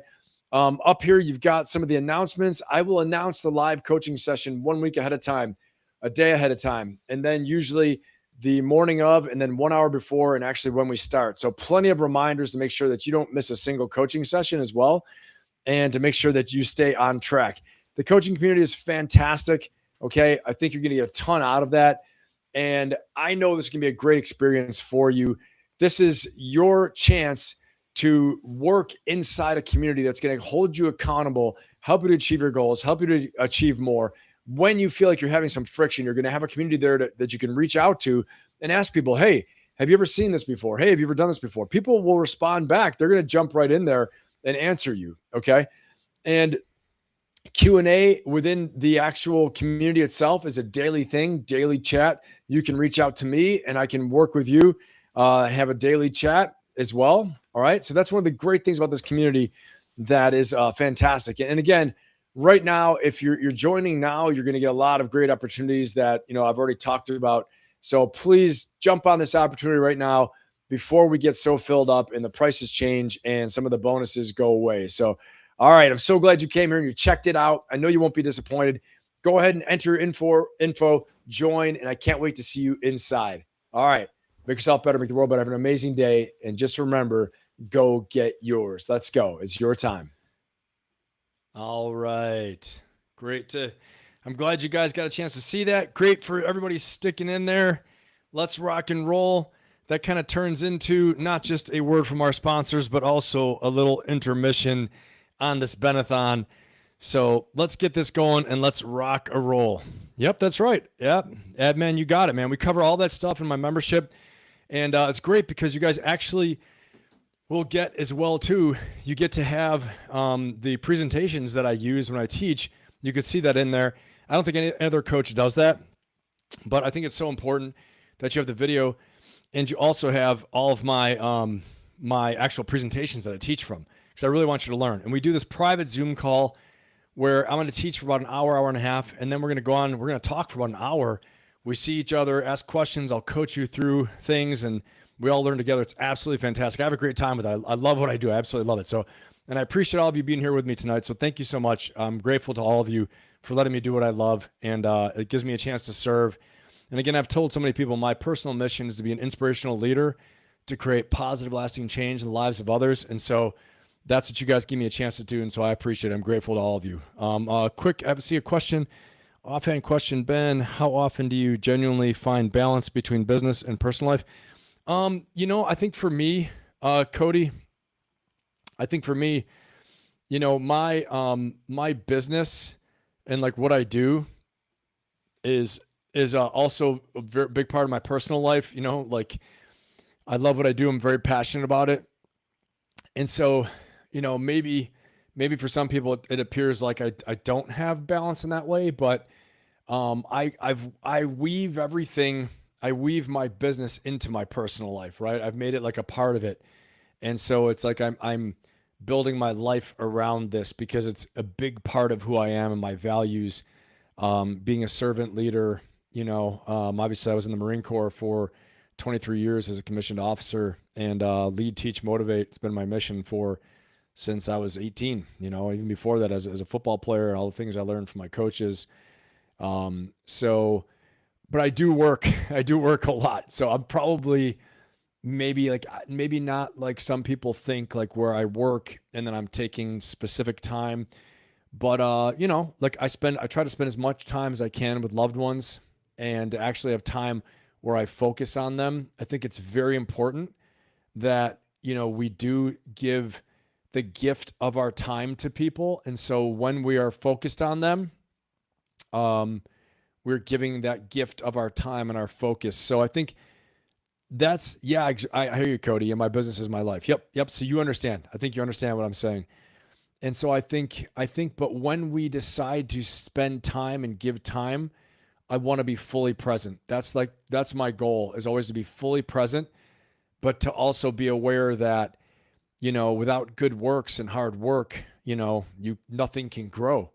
So hopefully that answers the question. Maybe it's a roundabout answer, but if that answers your question, Cody, put a fire symbol in the chat for me so I know that I was hitting on target for you there. And if not, I can readdress it again. All right, everybody. I'm so glad you stuck around. It is time. We are going to reinvestigate, just like we did in our emergency New Year's Eve session. We're going to reinvestigate new information on the Minnesota fraud and the case of the Somali fraud. It could be any fraud. It doesn't have to be Somali. It could be anything. Okay. But massive fraud in Minnesota for daycare fraud. Okay. Turns out they have a whole lot of their fraud going on too. Okay. The FBI is involved, and Politicians are involved. We hit Governor Tim Walz the other day pretty hard, pinning the tail on the donkey on him the other day. Okay. But today we're going to take a look at not so much Tim Walz, which we need to, but we're going to look at Representative Ilhan Omar because let's be honest, right? The Somali community are her people. This is her support group. And so how you can't tell me she didn't know or she wasn't connected or she wasn't getting money from it. That's what a lot of people are saying. Okay. And if she didn't know, there's no way she didn't know. There have been investigations going into this for a long time. And apparently she even was someone who talked about it before. But she's also the same person that asked for leniency right away for 8 Somali men who tried to join ISIS in 2016. And she's also somebody who did not report her income and had her income grow from 150,000 to upwards of 30 million, okay, to a maximum of 30 million. So this is crazy town for me. So you guys tell me in the chat. All right, you guys tell me in the chat. Yeah, definitely. Let's talk about it. Let's talk later on it. Okay, Cody. We'll do some more Q&A, but just throw it in the chat. We can talk more, and I'll come to full stop and we'll discuss here. Okay. But I want to put it in the chat. We're gonna do a little poll. Okay. Is Tim Walz? I'll say this. No, I'm gonna say, did Ilhan Omar know about the fraud and participate in it? Did Ilhan Omar know about the fraud and participate in it? I'm going to open it up with that, okay? And here we go. Let's jump right in. Let's go. Reignite the fires, kick the tires, reignite the fires here, and let's friggin' rock and roll. And we're going to start off, first of all, with Nick Shirley's video, the original video that got this whole thing on fire. And if you're new here, please like and subscribe, first of all, and share to get people in. But if you're new to this case, on New Year's Eve, we covered this where Nick Shirley, young 23-year-old, went and investigated Minnesota's billion-dollar fraud scandal. And here we go. So let's watch a little bit of this right now. Okay. So you can get reintroduced to it, so we can get warmed back up to it, reintroduce the topic and the subject, and let's see. Where's the money's going? Hello, we'd like to ask where's the money's going? What do you guys think about the fraud that's taking place here in Minnesota? I don't think anybody is enabling fraud to happen. Hold Governor Walz accountable for this. What was this money spent on? 1.26 million. What was that money spent on? There aren't any kids. Answer the question. Are there children? There's no children inside this building. Potentially the largest fraud scandal in U.S. history is taking place in Minnesota as literally billions of dollars have been funneled through Somali-ran fraudulent businesses. So much fraud, it could actually almost replace the entire GDP of Somalia. These fraudsters have worked hand in hand with the Minnesota government as they enabled billions of dollars to be given to fraudulent businesses underneath welfare purposes. Some of this money eventually landed in the hands of terrorist groups in Somalia like the Al-Shabaab, and others enriched themselves all at the U.S. taxpayers' expense. And in this video, we will break down all of the fraud from start to finish, from going to the fraudulent businesses and confronting the people who are making millions of dollars from the government. And we will also be confronting the incompetent government leaders who let this fraud happen. And to make this happen, I met up with a man who's been doing his own investigation for years now, as he has seen the fraud firsthand. His name is David. Let's get into this and be prepared to be shocked. How deep is this fraud here inside of Minnesota? It is far worse than anybody can imagine. You heard it's 7 to 10 billion and maybe more, and now the numbers have been revised and put out there publicly that they think it's more like 8 billion. How I got involved is that where my office is here in Minneapolis, I'm sort of in the heart of all of this fraud, and I would see these childcare centers. I said, well, there aren't any kids there. It's the middle of the day, and all I see are a couple of guys standing out front smoking. And then I'd go by another daycare and I'd see the same thing. I said, well, where do these kids play? And so I started to go online and look, and I said, this place is licensed for 80 children. They had 0 children. Every time I went by there, they never had a single child there. Then I started to see all these transportation companies going around, And it was always a Somali driver. And I said, well, that's great. They're out there transportation contributing, but they never had a passenger, never, ever once. And I said, well, what? All right, I skipped ahead for a second here in the interest of time. So we're not going to go through the whole thing like we did on Wednesday, almost the whole thing, but we are going to just jump ahead so everybody gets kind of an idea of what's going on. And we have some things in the chat. Samantha saying that this was a political hit piece, that someone admitted to it. Well, let's go ahead and see the videos I'm bringing to bear here, and we'll make up our collective minds and our individual opinions, and let's hear many voices, and let's see what's what. Let's do this. I love it, though. I love it. That's good. It's a new perspective, because definitely political hit pieces happen, and people have agendas and all that stuff. So let's go. Future generations are going to have to pay for all this fraud, and they just want to bury their heads in the sand and go on and just not worry about it. Tim Walz saying there's organized crime in Minnesota. What did he do about it? Nothing. You got organized crime? What are you doing? This is the Minnesota law, which mandates that anyone who knows of fraud and is a state employee must report that fraud. It's Minnesota statute 3.9. And it seems like business isn't even open right now, and it's a weekday. And if this was a daycare center, it wouldn't just be in some industrialized building. There would be maybe like a playground or something outside. Or Okay, so that's the video with Nick Shirley. I'm not gonna, like I said, I'm not gonna go through the whole thing again right now, because we got a lot to talk about. But get your vote in the poll, guys. Did Ilhan Omar, the congresswoman representative from Minnesota, know about the fraud and participate in it? Okay, I know participate in it's pretty strong accusation, but did she know about the fraud? I think she did, because there's one thing to know about it and cause an investigation to be launched into it, another thing to participate in it. So I know I have a big ask there, but you know, I just want to say, somehow, some way, her net worth jumped up. Okay, and we're going to talk about how did it jump up. I don't fully know. I have an idea, but we're going to investigate this together, and we're going to talk about it. Because part of, again, the purpose, the mission, my mission here is for us to look at the stories that are out there, look at the news, look at the situations, the big hot buzz topics, right? The hot topics that are causing stress, causing us to get upset, the rage bait, and I want to deal with them here. We want to know what the operating environment is, the context there, so we can upgrade our lives, okay? And so we try not to use, I'm not going to have any agenda, left wing, right wing, anything like that. I'm politically independent. We're going to call it like it is, like we see it, and try to learn and try to cope with it and deal with it the best we can and form a strategy to move forward and get on the attack and build our lives up, okay? And if I think something is one way or another, I'm going to call it like I see it. Calls the balls and strikes, and call it like I see it, okay? And you guys do the same in the chat.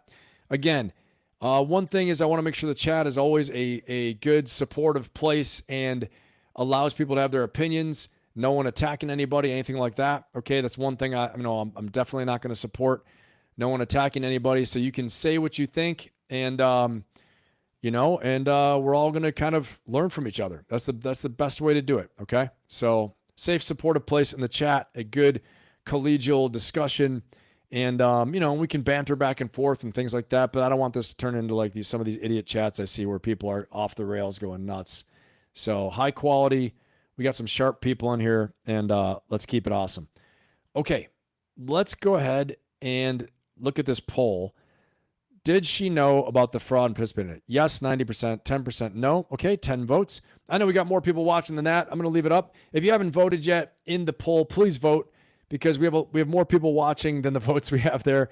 And if you're new here, please like the video. It helps the algorithm. It helps us out, helps me grow the channel, and subscribe as well too. That would really help out as well. And please share it. If you know somebody would want to get involved and would enjoy this, go ahead and share as well. Okay. All right, let's keep on rolling. Let's keep on going here. Let's do it. Okay, I'm going to share another video. Here we go. So now, again, Tim Walz really being taken to task here.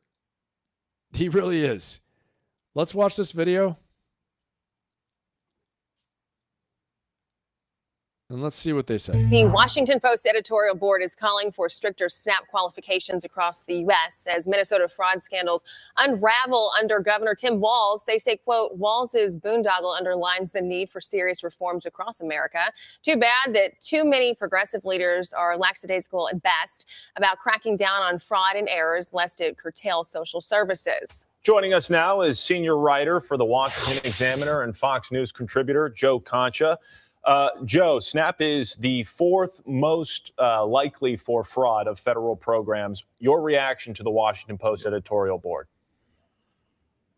Well, you got to wonder, guys, if Governor Tim Walz will blame white supremacy for the Washington Post editorial board, not exactly a bastion of conservative sentiment. An editorial board has never endorsed a Republican presidential candidate in its history, by the way.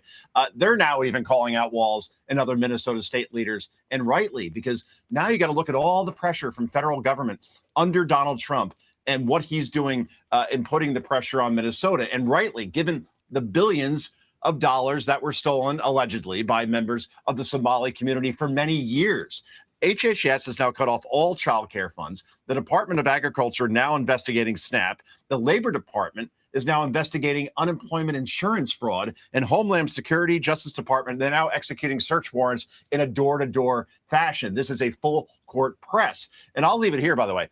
Betting markets are now saying that Governor Tim Walz, again, a vice presidential candidate with Kamala Harris in 2024, not too long ago, he now has a 30 times more chance of being indicted than he does of winning the presidency. The way this is going at this point, Nate, I think you might as well put that at 30,000 times at this point.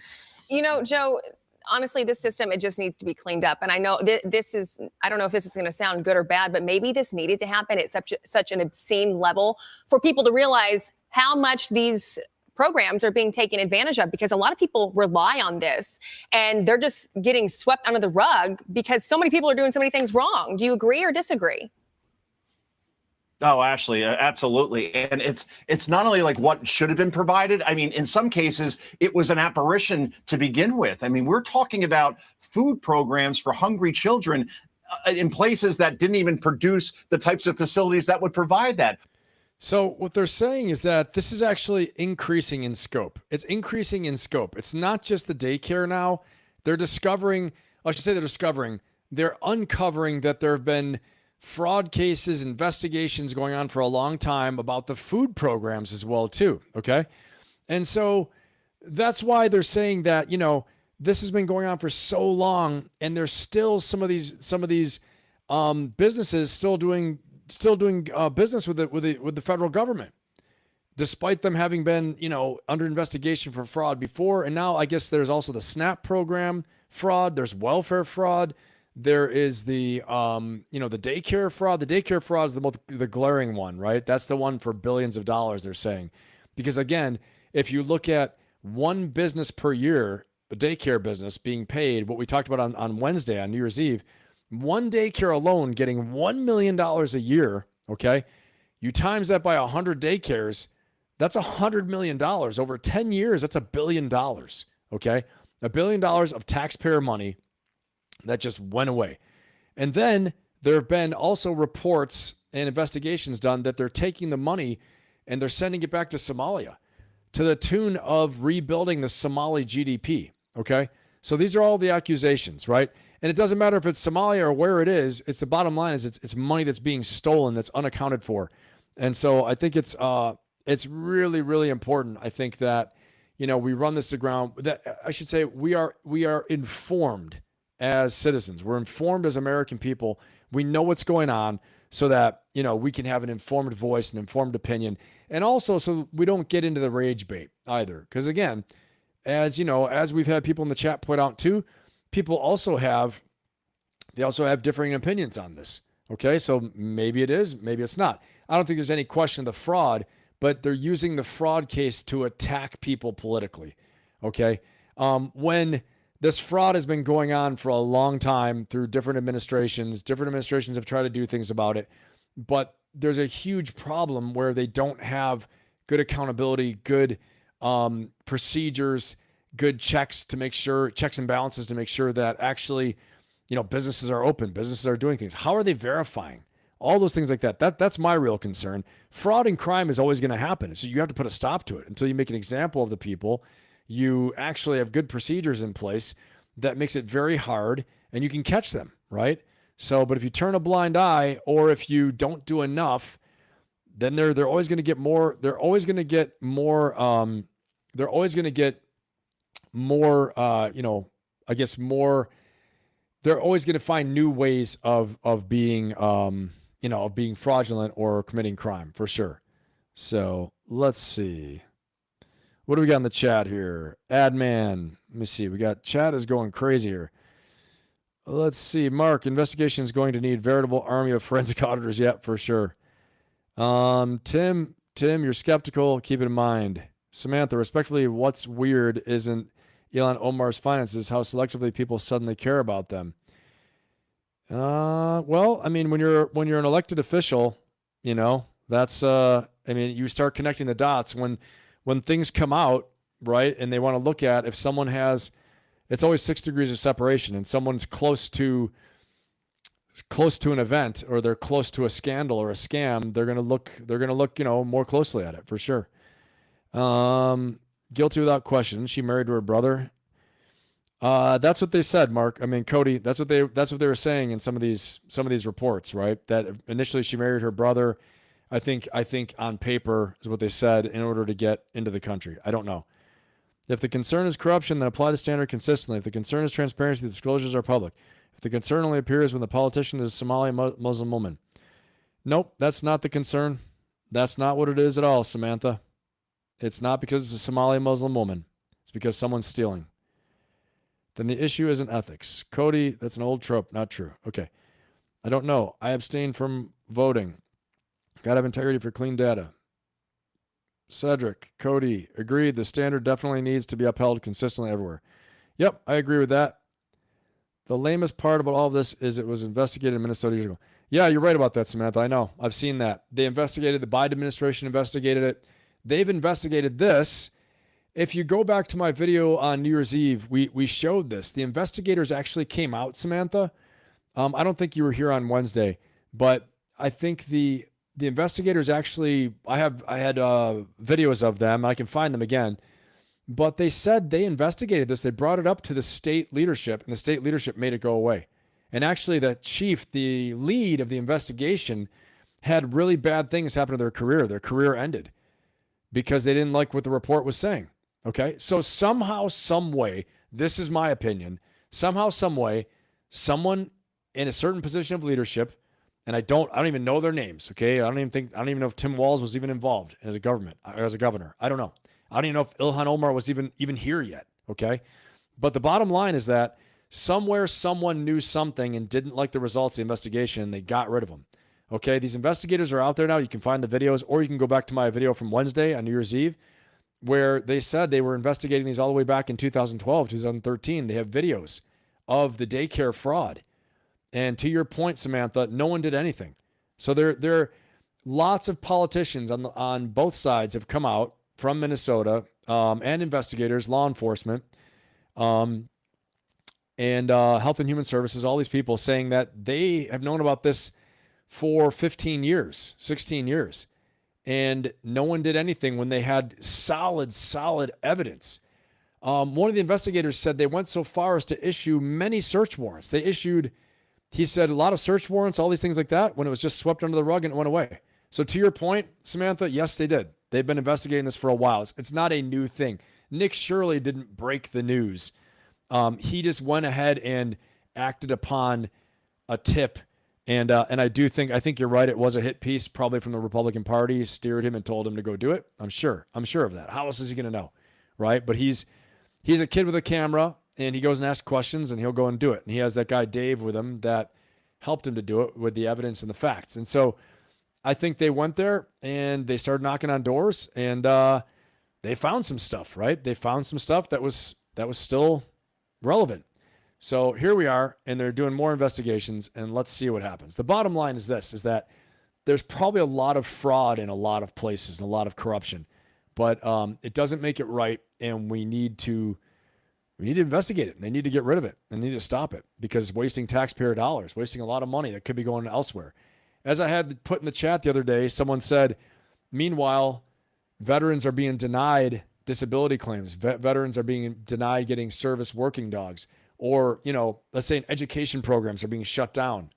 Schools are losing funding, things like that. So I think that's why it matters, So let's keep on rolling. But I do appreciate everybody in the chat.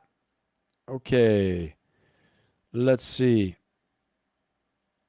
Oh, you think so? This is not what they said. I'll find the video for you. I'm going to find the video. I'll find the video. Actually, just on the 31st, it's being prosecuted now. They said it went away. So and again, I don't know if you're in the know somehow. I'd like to know where your evidence is and what your supporting documentation is. But the interviews that I've seen from the news on these investigators that have come forward that are pretty fresh have said that this has been going on for a while, and they just swept the investigations under the rug. That's just according to what I could find. But I'm not in the know. I don't know. But if you know they're being investigated, then cool. I'd like to see the documentation or where your sources are for that. And I'm not playing got you. I'm saying honestly, that's all I could find. Oh, okay. Well, there you go. You live in Minnesota. I live in Minnesota. I love it. Good answer. Anyway, that's the best I could find. But if you say it's being prosecuted, then cool. Let's keep on rolling. All right. Hey, I appreciate everyone's discussion in here with the chat. Always fun to learn together and to talk about these things. And also, too, sometimes you can learn something new. And maybe it's not what you thought it was sometimes, right? And maybe it's more than you thought it was. A lot of things out here. A lot to be learned on many different angles. Okay, let's check out this next one. Let's see this next video. We got that one done. All right, here we go. Now, this is something from the FBI, which is saying that they've been already investigating this for a while. Let's see.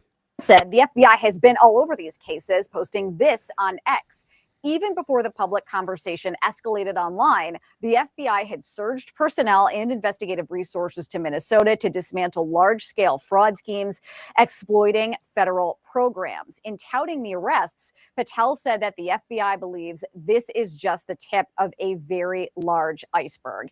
In several posts Monday, the Department of Homeland Security Secretary Kristi Noem tweeted that HSI agents are on the ground conducting a massive investigation into these suspected fraud sites, saying this: DHS is on the ground in Minneapolis, going door to door at suspected fraud sites, saying that the American people deserve answers on how their taxpayer money is being used and arrests when abuse is found. These fraud cases, Phil, have become a major political flashpoint for Republicans, and this has been going on for years. A state audit earlier this year, again, this was just one chapter in this story. A state audit earlier this year found that funds meant for frontline workers in Minneapolis were being scammed away.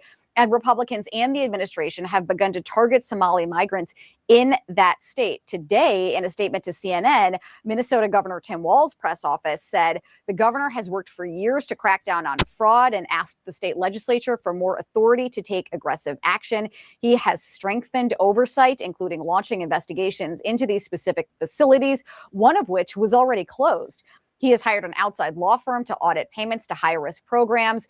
He's also shut down the Housing Stabilization Services Program entirely and announced a new statewide program integrity director and supported criminal prosecutions. Phil, this is the latest chapter. We have no indication this story is anywhere close to over. Attorney General Pam Bondi also tweeting that she basically saying that this YouTuber, Nick Shirley, showed Americans how sprawling these cases are and that her office is continuing to work on them to try to root out as much fraud as they possibly can, Phil. Yeah, certainly seems like a lot more to come. Whitney Wild, great reporting. Wow. Thanks so much. Wow. And so, what I love too is that this is CNN. And so you're getting a look from Fox, getting a look from CNN, and they're all saying that there's fraud, So, I just think, and that was the reporter, that woman was the reporter who confronted Nick Shirley. And he just said, look, I just did, analysis and walked around, and you can just take what I did and make up your own minds. And so she did. If you guys saw the video on that, she called places. She said only one business answered. And so the others she called multiple times. They went there. They wouldn't open. They were open, but they wouldn't open their doors. They wouldn't answer phone calls. So no one could get a hold of them to prove that they were an actual business. So I think a tough thing here, and if you guys notice this, what caught my eye, okay, what caught my eye was this. What caught my eye is that, actually Tim Walz said he asked for more aggressive help or more aggressive legislation, right, to prosecute the fraud, and he was blocked by the state legislature. So why is that? That's where you have to wonder then. Is he hinting at something? Is he hinting at something? Because again, checks and balances, he can be blocked. So, I mean, the question I'm going to ask here is there an inside job in the state legislature in Minnesota?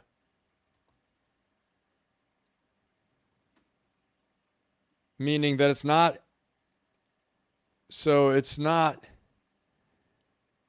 Governor Walz' fault entirely. Let me see what you guys think. This is what I saw. Is there an inside job in the state legislature in Minnesota? So it's not, okay, I meant so it's not. It's not Governor Walz' fault entirely. I'm going to redo this. Let me redo this, guys, because I messed up. I wrote it wrong. Okay. One more time. Okay. Is there an inside job / corruption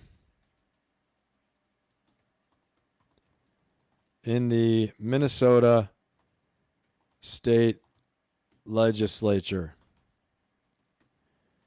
So it's not Governor Walz, I think I'm spelling his name right, fault entirely.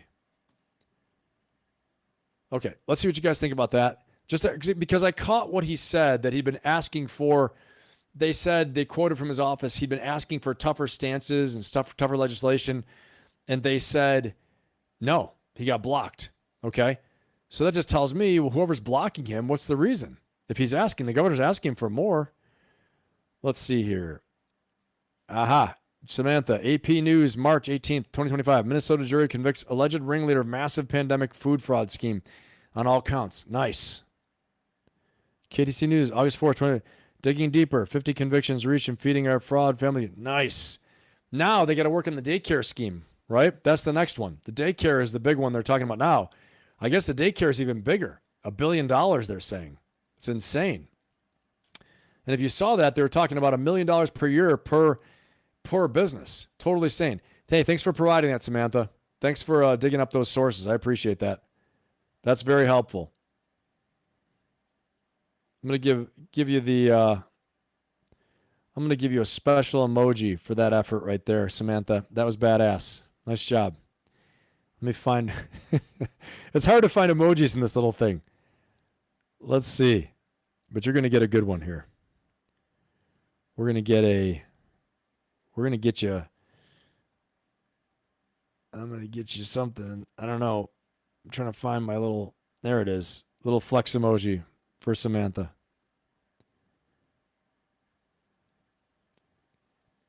They're all in on it or chill for it and do nothing. I don't know. Sometimes people can be sneaky though. Cody? I don't know. Sometimes people can be sneaky.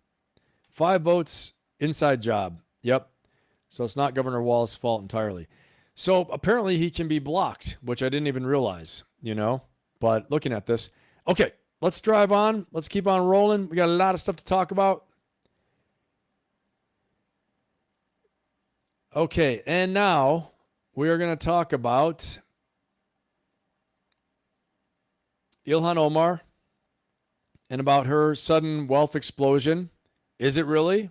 Is it true, a wealth explosion, or is it being exaggerated? Let's see what they have to say. Details from his $25 million venture capital firm's website. Now, this move comes amid growing questions about the couple's wealth and possible connection to the welfare fraud. According to her latest financial disclosure in May, the couple's net worth surged 3,500% in just 1 year. It estimates now putting it anywhere from $6 million to $30 million. Their net worth went up 3,500%. How do you explain that? And then talk about the scrubbing on the website. That doesn't look good. What's Walz doing about that? Is he looking into this?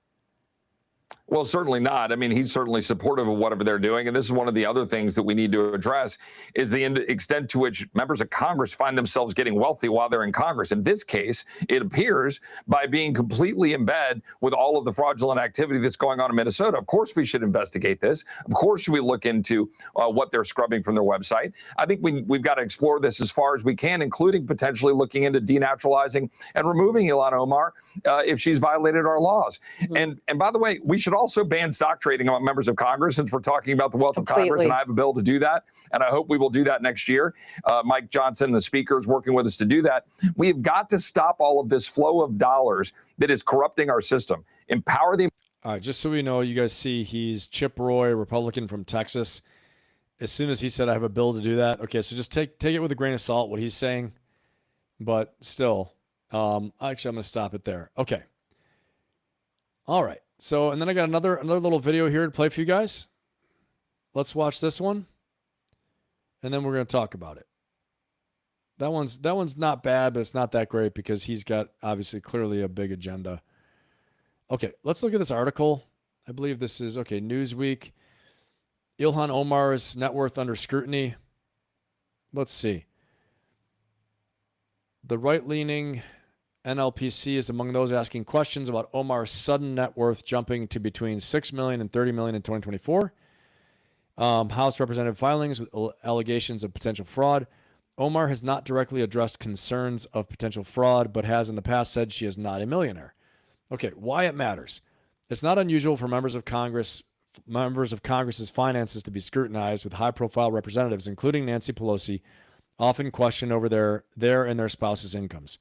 Congress also requires the members disclose financial details for themselves, their spouses, and dependent children, with most reported in bands rather than exact amounts. Omar has been the focus of Republican criticism lately, with accusations around her immigration status from President Trump and attempts to link her with alleged fraud within the Somali community in her state. There she is. What to know? Reports around Omar's finances are not new, with her net worth jumping as high as $30 million, first reported in late summer, early fall 2025, after her 2024 disclosure to the clerk of the House of Representatives. There's more to this here. They say more. So publicly available documents say that her net worth in 2022 and 2023 was $250,000. The shift in wealth came, and this is important. The shift in wealth in 2024 largely came from businesses tied to Omar's husband, Tim Minette, a former political consultant.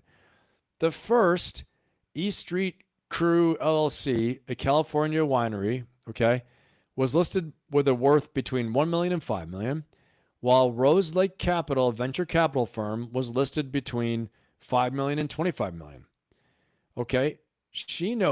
Omar noted that she had an income of between $5,000 and $15,000 from the winery, nothing from the venture capital firm. So how is that possible? Well, they go on to say, without me reading the whole thing to you guys the whole time, they go on to say that due to some lawsuits, the actual net worth of the businesses was being suppressed. So the net worth of the businesses was actually being put down.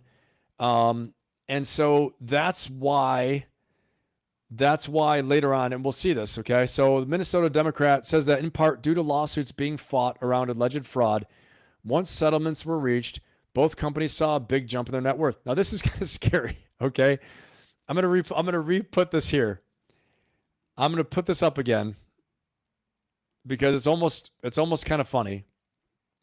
It's not too funny, but it is kind of funny that they say, jumping to December amid renewed scrutiny of fraud in Minnesota within the Somali community, Omar's finances are back under the spotlight. So the Minnesota Democrat married Minette in 2020, but at the time, his companies were not given such a high value, in part due to lawsuits being fought. Now you're going to die laughing. I know you are. Around alleged fraud, right? I mean, once settlements were reached, both companies saw a big jump in their net worth. So, okay. So this is the reason why. So we have an answer for this. So it's not like all of a sudden there's no reason. Okay. And maybe someone else can explain it better, but I'm going to tell you, for me, that told me, okay, this is an elected official. They've disclosed companies. Her husband has companies, and he had lawsuits that basically made the values of the company not much. This is the story. I don't know. Is it true? Is it not true? And now the lawsuits are over, so the company's values have jumped. You know, is this true? Is it a money laundering scheme? I don't know. But the bottom line is that they're investigating it. They're looking into her net worth. I'm sure they're going to get to the bottom of it and see. Okay.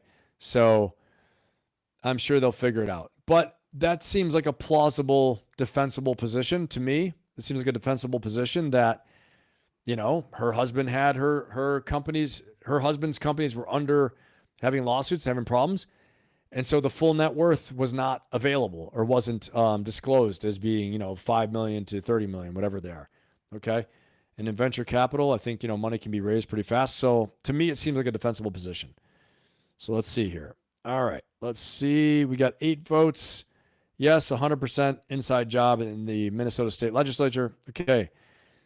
Let's see what we got here. Super Slam. Doesn't Tim Walz have a special ed son? He's still knowingly allowed the funds for kids' autism care to be defrauded. Cold-hearted. Yeah, I don't know. I don't know about that. Lady Ann. Samantha, the wealth increase framing is misleading. Yeah, I agree with you. Congressional financial disclosures report ranges, not exact figures. They include spousal assets. Samantha, are you a political operative? Samantha, are you come on. Are you in like are you like a party person here? You know too much about this. But it's okay because it's very informative. All right, let's see. The wealth increase framing is misleading. Congressional financial disclosures report ranges, not exact figures. They include spousal assets and business valuations. When someone starts with modest wealth, even normal changes. Yeah, you're right. These aren't normal changes, though. You know what I mean, though? These aren't normal changes. These aren't normal changes. I mean, going from 150,000 to 5 million or to 30 million, they're not normal. So none of that's normal to me. But what's explainable to me is that he disclosed he owns 2 businesses, a winery and a venture capital firm, which could have massive influx of money if people donate to it, especially with her stature, that there are people who will favor her and want to do business with her husband. So that makes sense. But, you know, without that explanation of the 2 businesses, one being a venture capital firm, which could be between 5 and 15 million, they said, now it seems to make more sense. So that's what I'll say. I've been watching because of Ren. Oh, okay, cool. I saw your thumbnail of Minnesota. Well, I'm glad you're watching because of Ren. It's great to have you here. Forbes estimates Trump's net worth roughly doubled, rising from. Of course it did. President Trump's selling. Samantha, come on. President Trump is selling like Trump figures, Trump bears, Trump Bitcoins, Trump crypto. He has the Trump watch. I mean, it's nuts. I think that's nuts, honestly. I think that's nuts. But Samantha, great point. 7 billion, really? He was he made a lot of money from all this. 3 billion. It's nuts. I agree with you. Right? Samantha, who's watching him? Good point. Touche, Samantha. Touche. Nice one. No, it's very informative. I really appreciate your comments and you playing all out and really, you know, giving us a lot in here, Samantha. It's awesome. Thank you. It's definitely informing the whole discussion. Because, yeah, it's too easy just to be like, whoa, look at her. Look at all the money she's got. Whoa, what's she doing?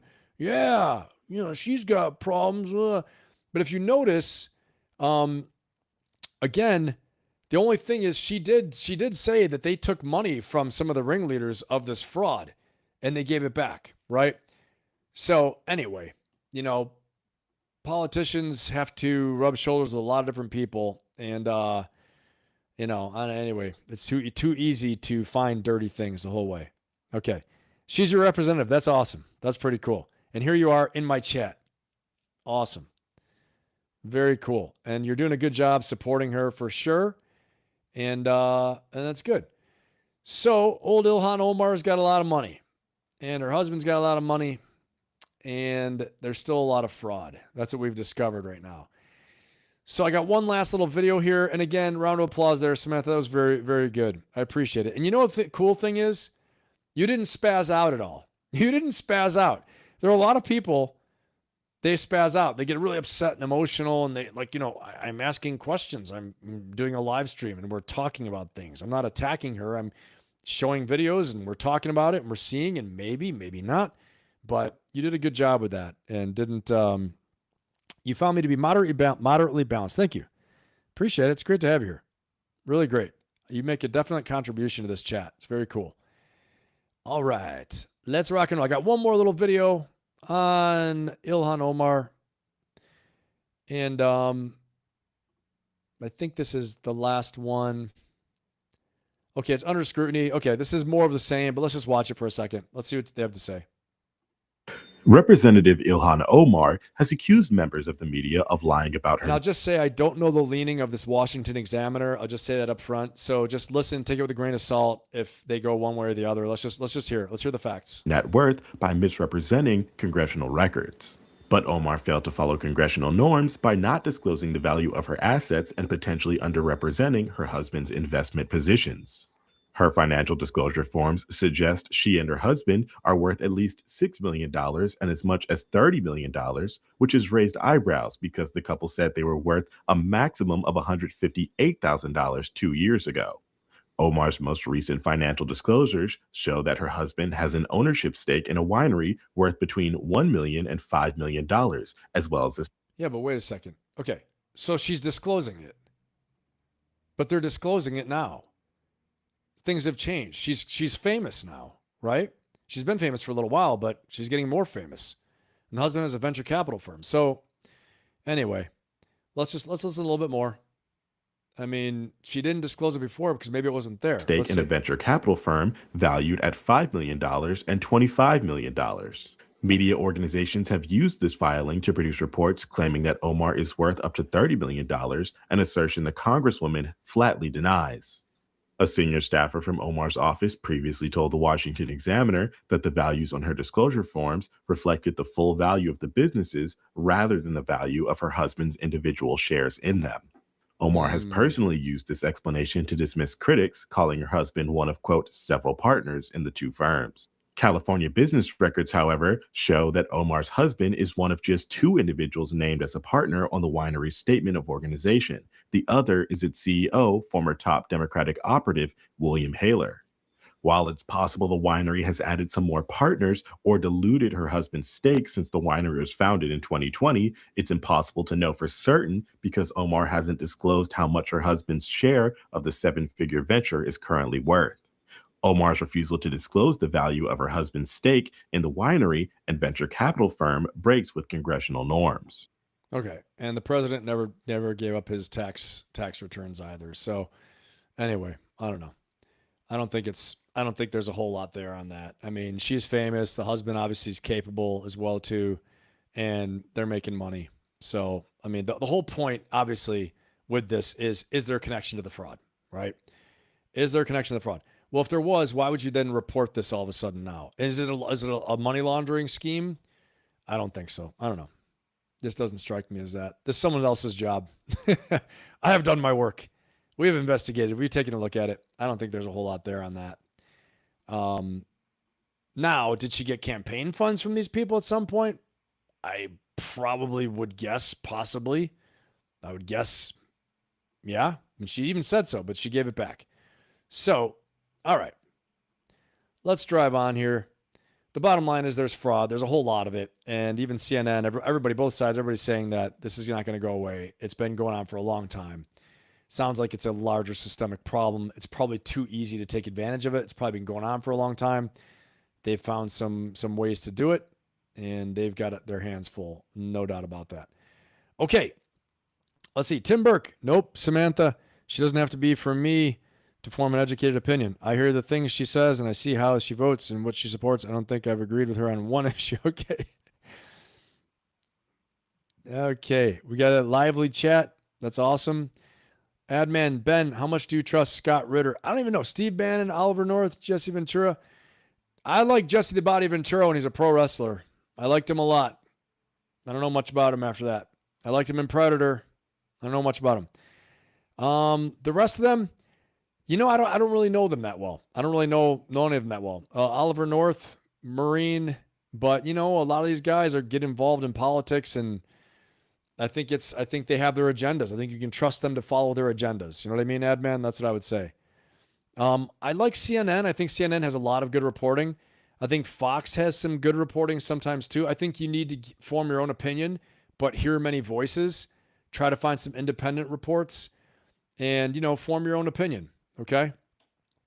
But look for facts and figures, where there's smoke, there's fire. Try not to get riled up. That's what I try to do. Try not to get all emotional about it. Let's see. Okay. My heart rate though, LOL. Let's see. Okay. Let's see. What else we got? What about me? I seem nice. Come on. Chuck Schumer and Lindsey Graham. I'm equal opportunity. I'm an equal opportunity fraudster.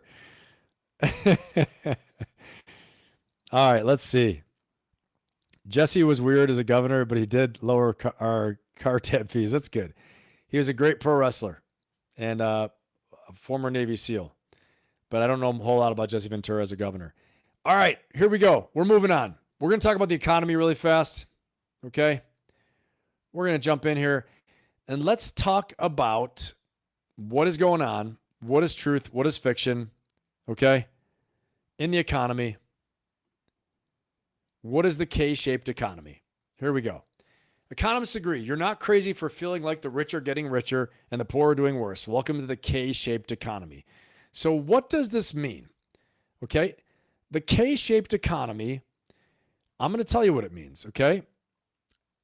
It's the economy referring to a growing divide between high income and low income households. Okay.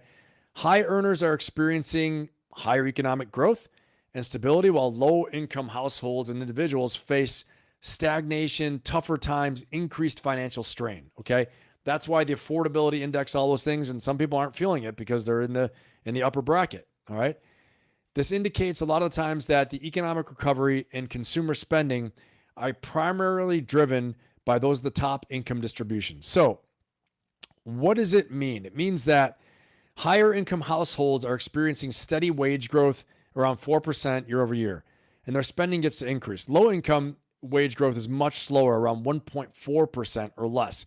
Spending growth is minimum. So where does this really come from? Okay, it comes from the fact that there's something in the AI growth. Okay, with AI, companies, the reason why you're seeing stock prices not falling, it's not like a traditional recession, the K shape. So, one line's going up, one line's going down, okay, against the back of the graph, the K shape.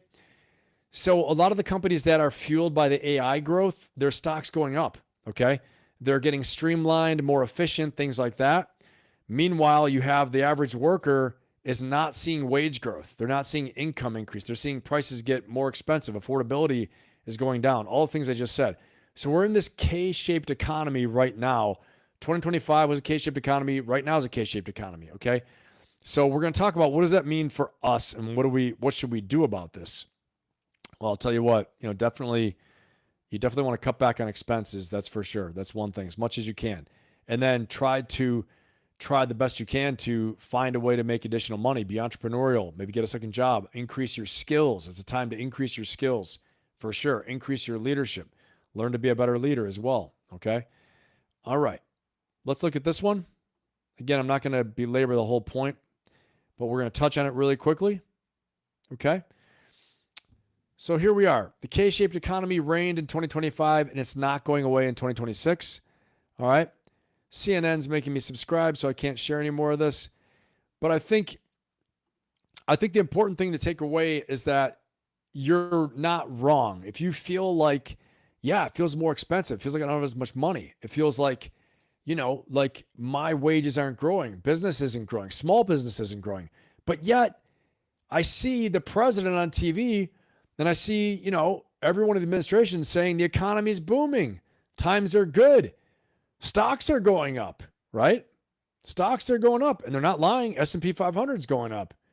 But then how come wage growth isn't going up? How come it feels more expensive? How come it feels harder? Again, this is the K-shaped economy. There are winners and losers in this, okay? A rising tide does not lift all boats in the K-shaped economy. And again, this is tied to AI. It is tied to AI as well too, okay? And so again, let me make sure here. You guys put a 1 in the chat if you're tracking, if you're following along what this K-shaped economy is, okay?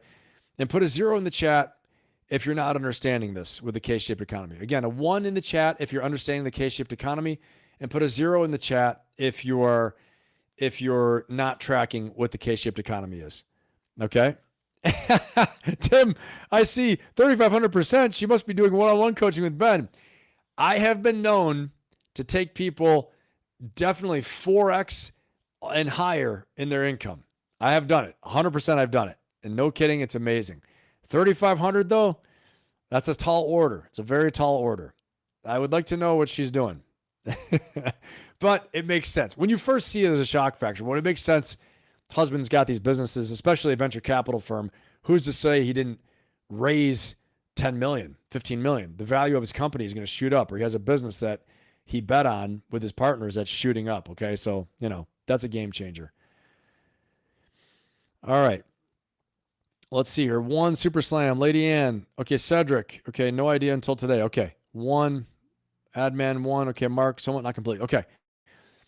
So I think it's the biggest thing is you're not going crazy, right? You're not going crazy when you feel as though things are more expensive, you feel like you can't afford as much, like you're not seeing higher pay. It's because the higher income brackets, okay,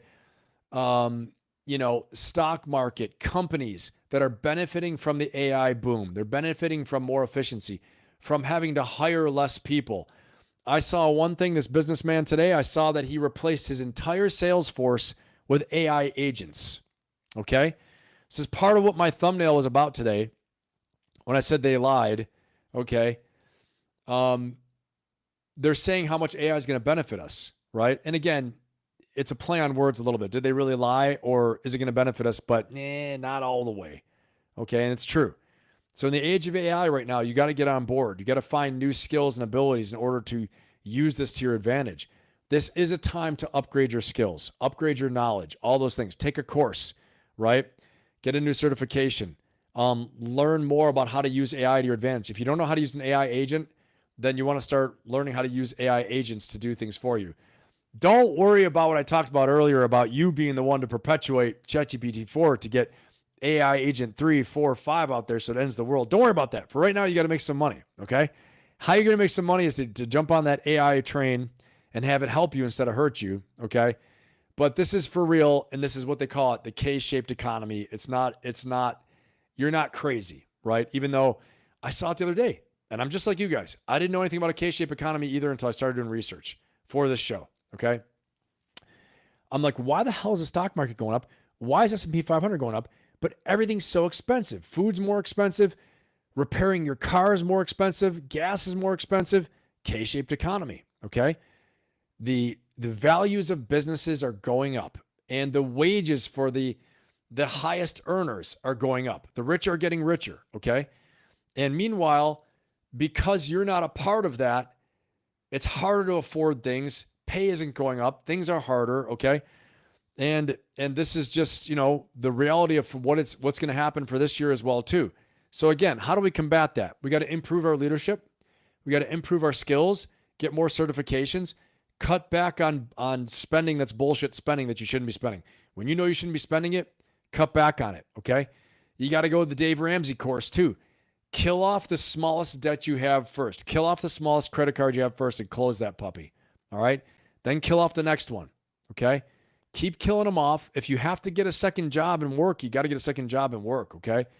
And in the meantime, the best way to make yourself more valuable is to get better skills, know how to do things better, right? Work on your leadership, work on your certifications, work on your skill sets, okay? Learn everything you can about your job or the next job that you want to get. Make yourself more valuable as a leader too, okay? To get yourself up in the higher income brackets. Until this corrects, I don't see this as lasting forever. I think right now it's a, I wouldn't say it's a boom bust, but it's, again, almost like that, because you have businesses are winning, high income earners are winning, right? With this, it's definitely tied to AI, the productivity from AI. And it hasn't caught up yet to the lower income brackets, okay? So if you're in that, again, go back to basics, brilliance in the basics.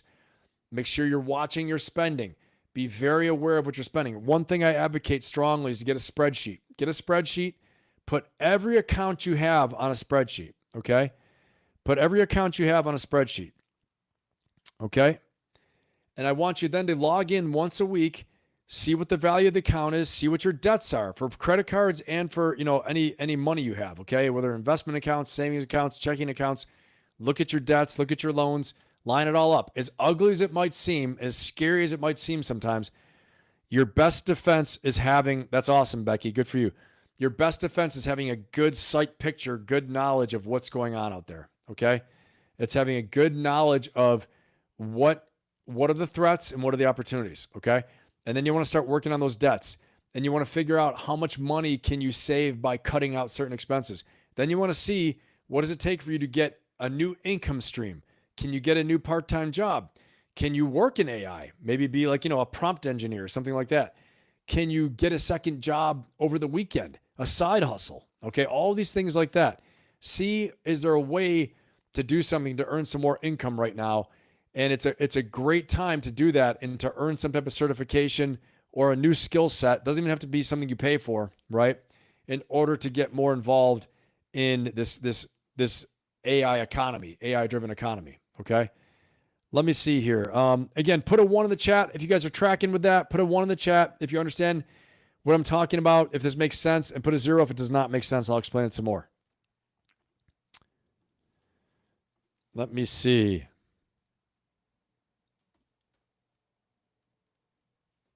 I'm familiar with real estate investing. Yes, definitely. Okay. Yeah, Doc, for sure. Let me ask a poll here, guys. Okay.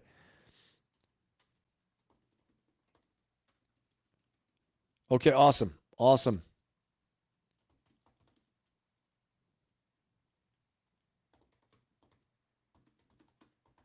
Okay, do you think this is a hard economy right now?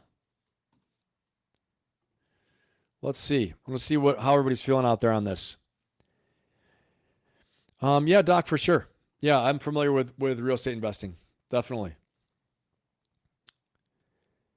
And so I do think real estate's a good investment. But again, as Robert Kiyosaki says in Rich Dad Poor Dad, remember, for real estate, a real asset is something that puts money in your pocket. Okay. If you're going for capital gains, yeah, for sure, Cedric, it could be worse, for sure.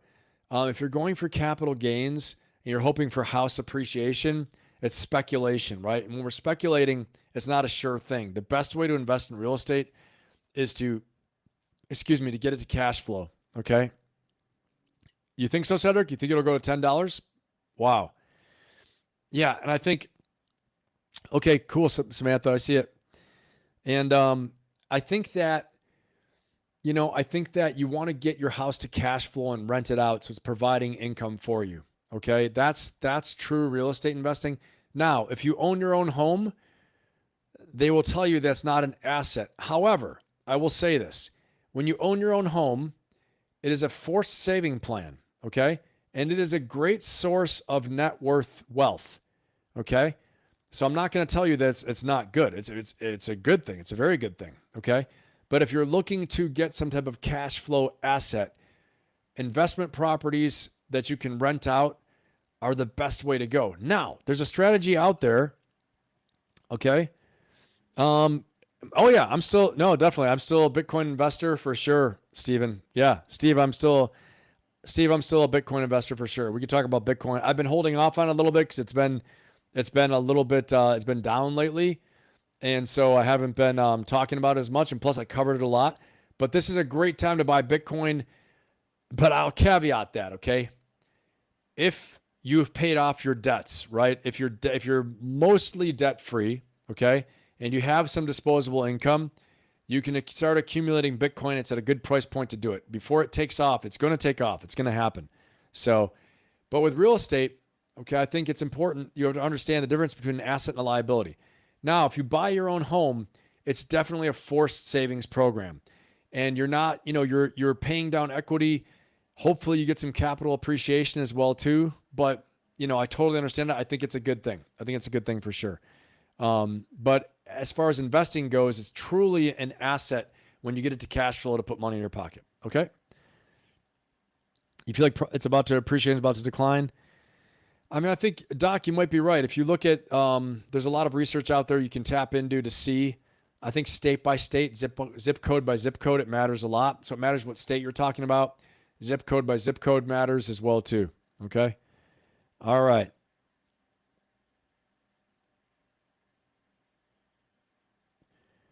Yeah. Let's see. Okay. All right. You got a poll here. Do you think it's a hard economy right now? 60% yes, 40% no. Okay. Just getting a pulse on everybody. Let's see. We covered a lot of this. Let me ask you guys another poll here. Okay. Actually, put a 1 in the chat if you have a good plan on how to win this year in 2026. Put a 1 in the chat if you have a good plan for winning in 2026. Put a 0 in the chat if you feel a little bit overwhelmed or lost or stuck. If you feel lost, overwhelmed, or stuck, put a 0. If you have a solid plan to win in 2026, give me a 1.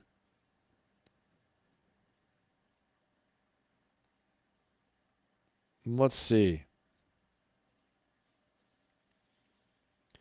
Yeah, that's it. Exactly, Adman, 100%. Yep, inside the Beltway versus outside the Beltway. Do you know in that area, inside the Beltway and even just a little bit outside the Beltway too, prices only fell 5% in the housing crisis of 2008. It's insane. Okay, 1. I have a solid plan. Super Slam, a solid plan. Cedric, 0. You got one now, brother. You're going to be good. Mark, 1. Doc, 1. Awesome. 0.375. Okay. Got you. Steve, 0.5. Joining. All right, awesome. That's great, Steve. I love it. You joining 1st of February? Fantastic. Heather King, 0 to 1. Okay. Adman, 1 bottle Whipple and a lottery ticket. Don't do that. Are you talking about Whip It? Don't do that crap. And a lottery ticket. All right. 26 days. I love it, Steve. Awesome. That's your plan. That's right. Cedric, you got a plan. We're going to do it, man. And like I said, if you feel overwhelmed, if you feel lost, if you feel stuck, join my coaching membership, okay? Join my Ferocious Optimist community. Like I talked about earlier today, earlier in the live stream, I played that video. The link is in my bio.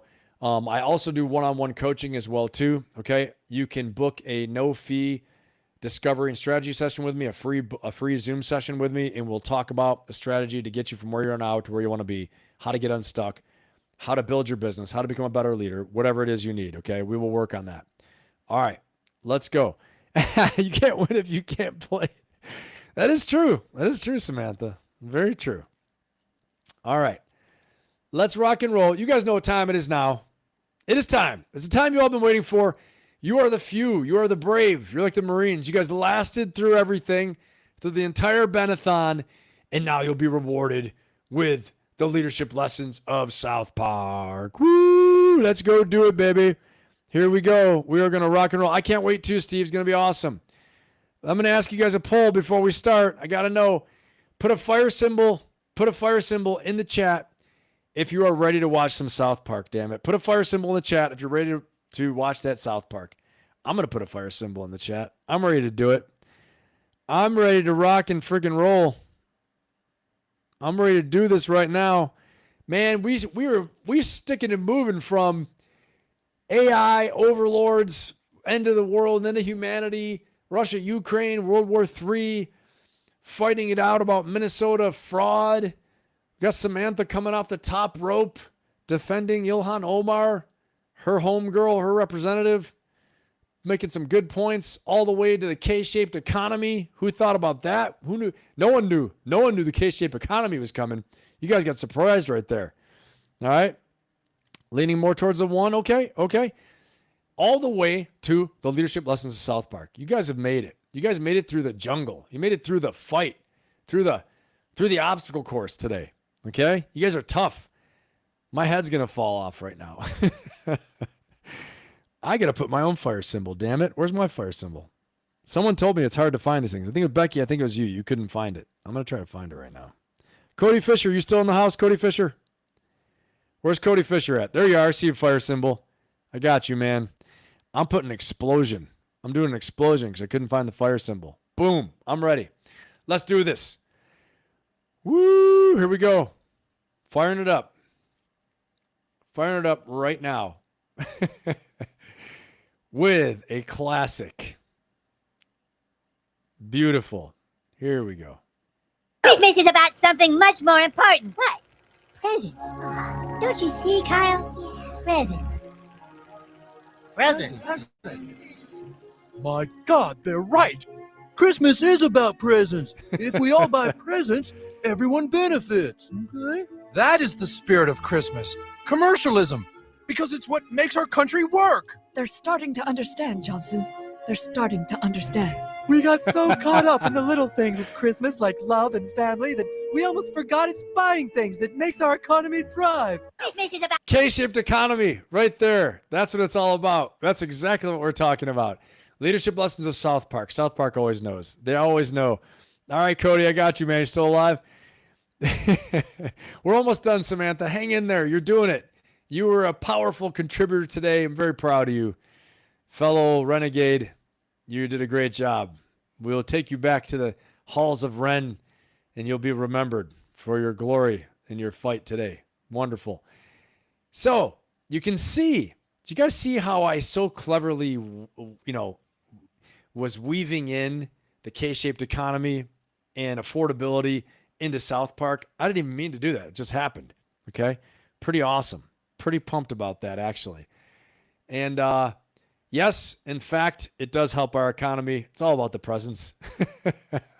We got tied up in all those little things like love and helping one another and not realizing it's all about presents to help the economy and commercialism. All right, let's go on to our next one. Another good one right here. Have you guys ever been around a bully? You ever been around a bully that acts really tough and they're crazy and they say all these things, but then all of a sudden you confront them and they just collapse. They can't hang. And it's really funny. Well, we're going to see a little something funny here that is right up that alley with Cartman. Here we go. And what did I tell you, Cal? I told you if we didn't make it back in time for Christmas, I was gonna whoop your ass, didn't I? Dude, come on. Well, now you're gonna get it, motherfucker. That's right. You and me. Right now. We're having it out. Let's go. Come on. Come on.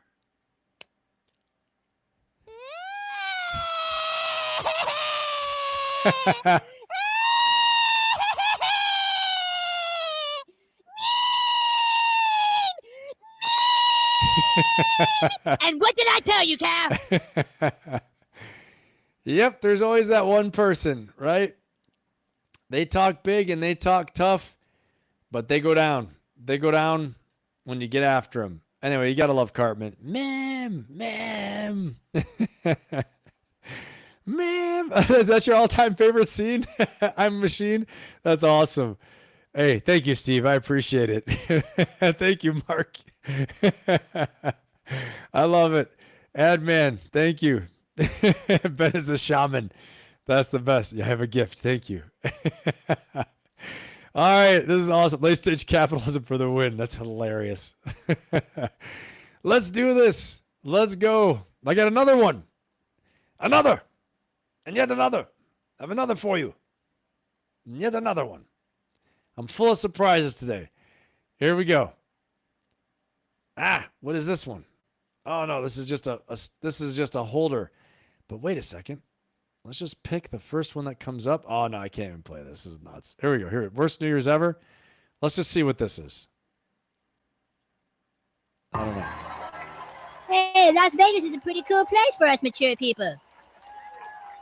All right, people, are we ready to rock the millennium? God. Father in heaven, please let tonight's show go well. Please make them like it. All right. I'm just going to stop because I don't know where it's going to go.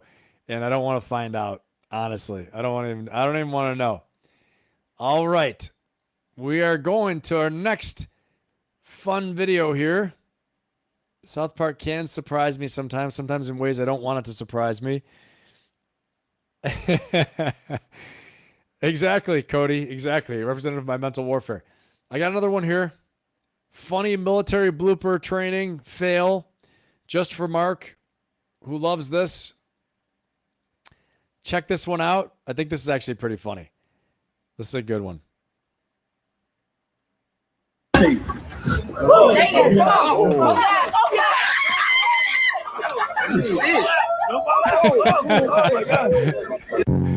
down!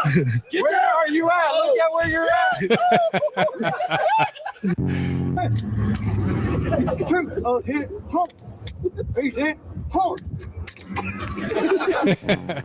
Contact.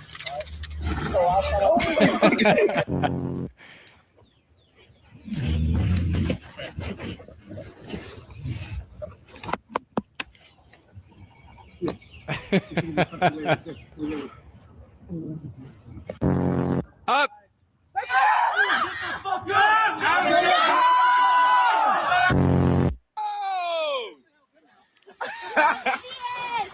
Oh shit!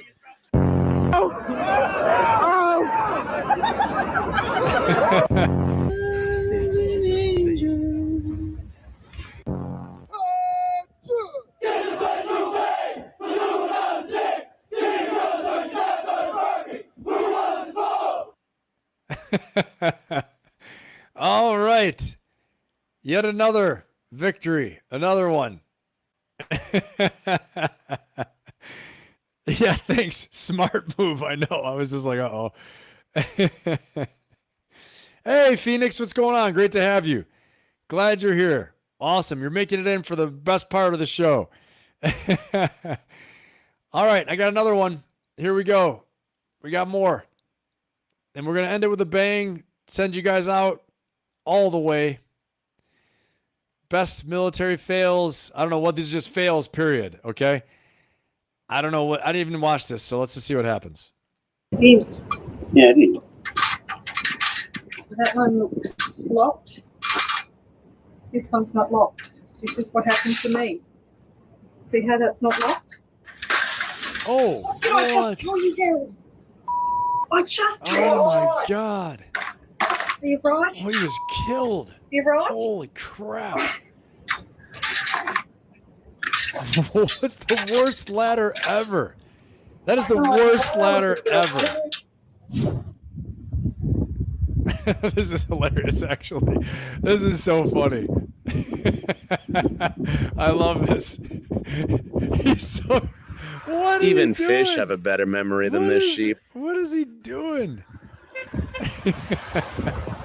That's hilarious.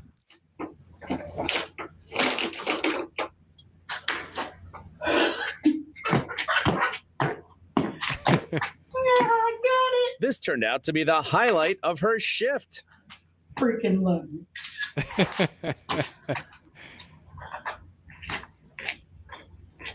What in the world?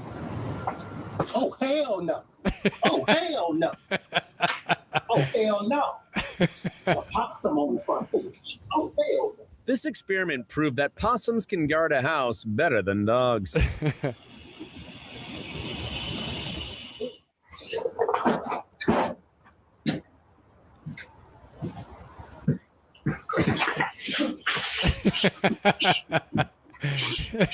It's like a totally friendly dog.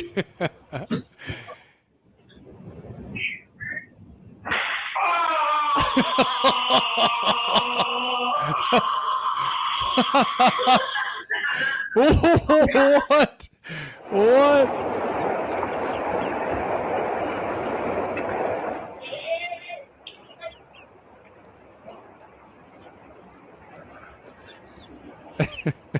What is this?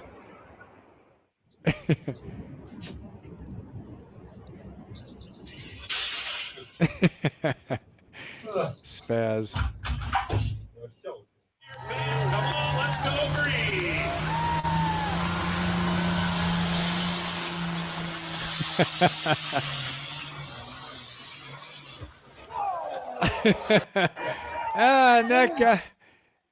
And that guy's tractor just blew apart like most people's New Year's resolutions are about to do. So don't be that person. Join my coaching membership, my coaching community, and you won't have that happen to you in your New Year's resolutions. All right, everybody, it's been a fantastic time tonight. So great to be here with you guys. Give me a fire symbol in the chat if you had a good time tonight. Give me that fire symbol in the chat if you guys had a great time tonight. I had an awesome time being here with you guys. And again, it's always such a pleasure. Like I say, believe in yourselves. I believe in you. We talked about a lot of great things tonight. We went from the AI overlords and are they telling us the truth or are they lying? We talked about the potential for, AI agents actually. Is it a good thing? Is it a bad thing? Is it a possibility it's going to end humanity? There's a lot going on, right? And how also Jensen Huang is talking about building and buying nuclear reactors, and we're going to have our own personal reactors, all the way to the Russia-Ukraine war. Does Putin want peace? Is he lying? Is he telling the truth? What's going to happen next? We talked about the Minnesota fraud case, and we also took a look at Ilhan Omar's personal finances as well, too, and just what they're saying about that. And all the way back to the K-shaped economy, the leadership lesson in South Park, and all the way down to our crazy little bloopers right here. So I hope you guys had a great time. I had a fantastic time. Thank you for all the fire symbols out there, everyone. I had a great time being here with you. Make yourselves better. Make the world better. Have an amazing, amazing weekend, okay? Don't do anything I wouldn't do. I will see you all Sunday at 4 p.m. Eastern time, and I think there might be an emergency session tomorrow night, okay? There's some new things that come up that I got to hit on, and like I always say, go get yours. This is your time right now. This is your time. The time is now. Go get yours. I'll see you all Sunday, maybe tomorrow night too, Saturday. Be on the lookout for that. Remember to like, subscribe, and share. Go get yours. Let's go.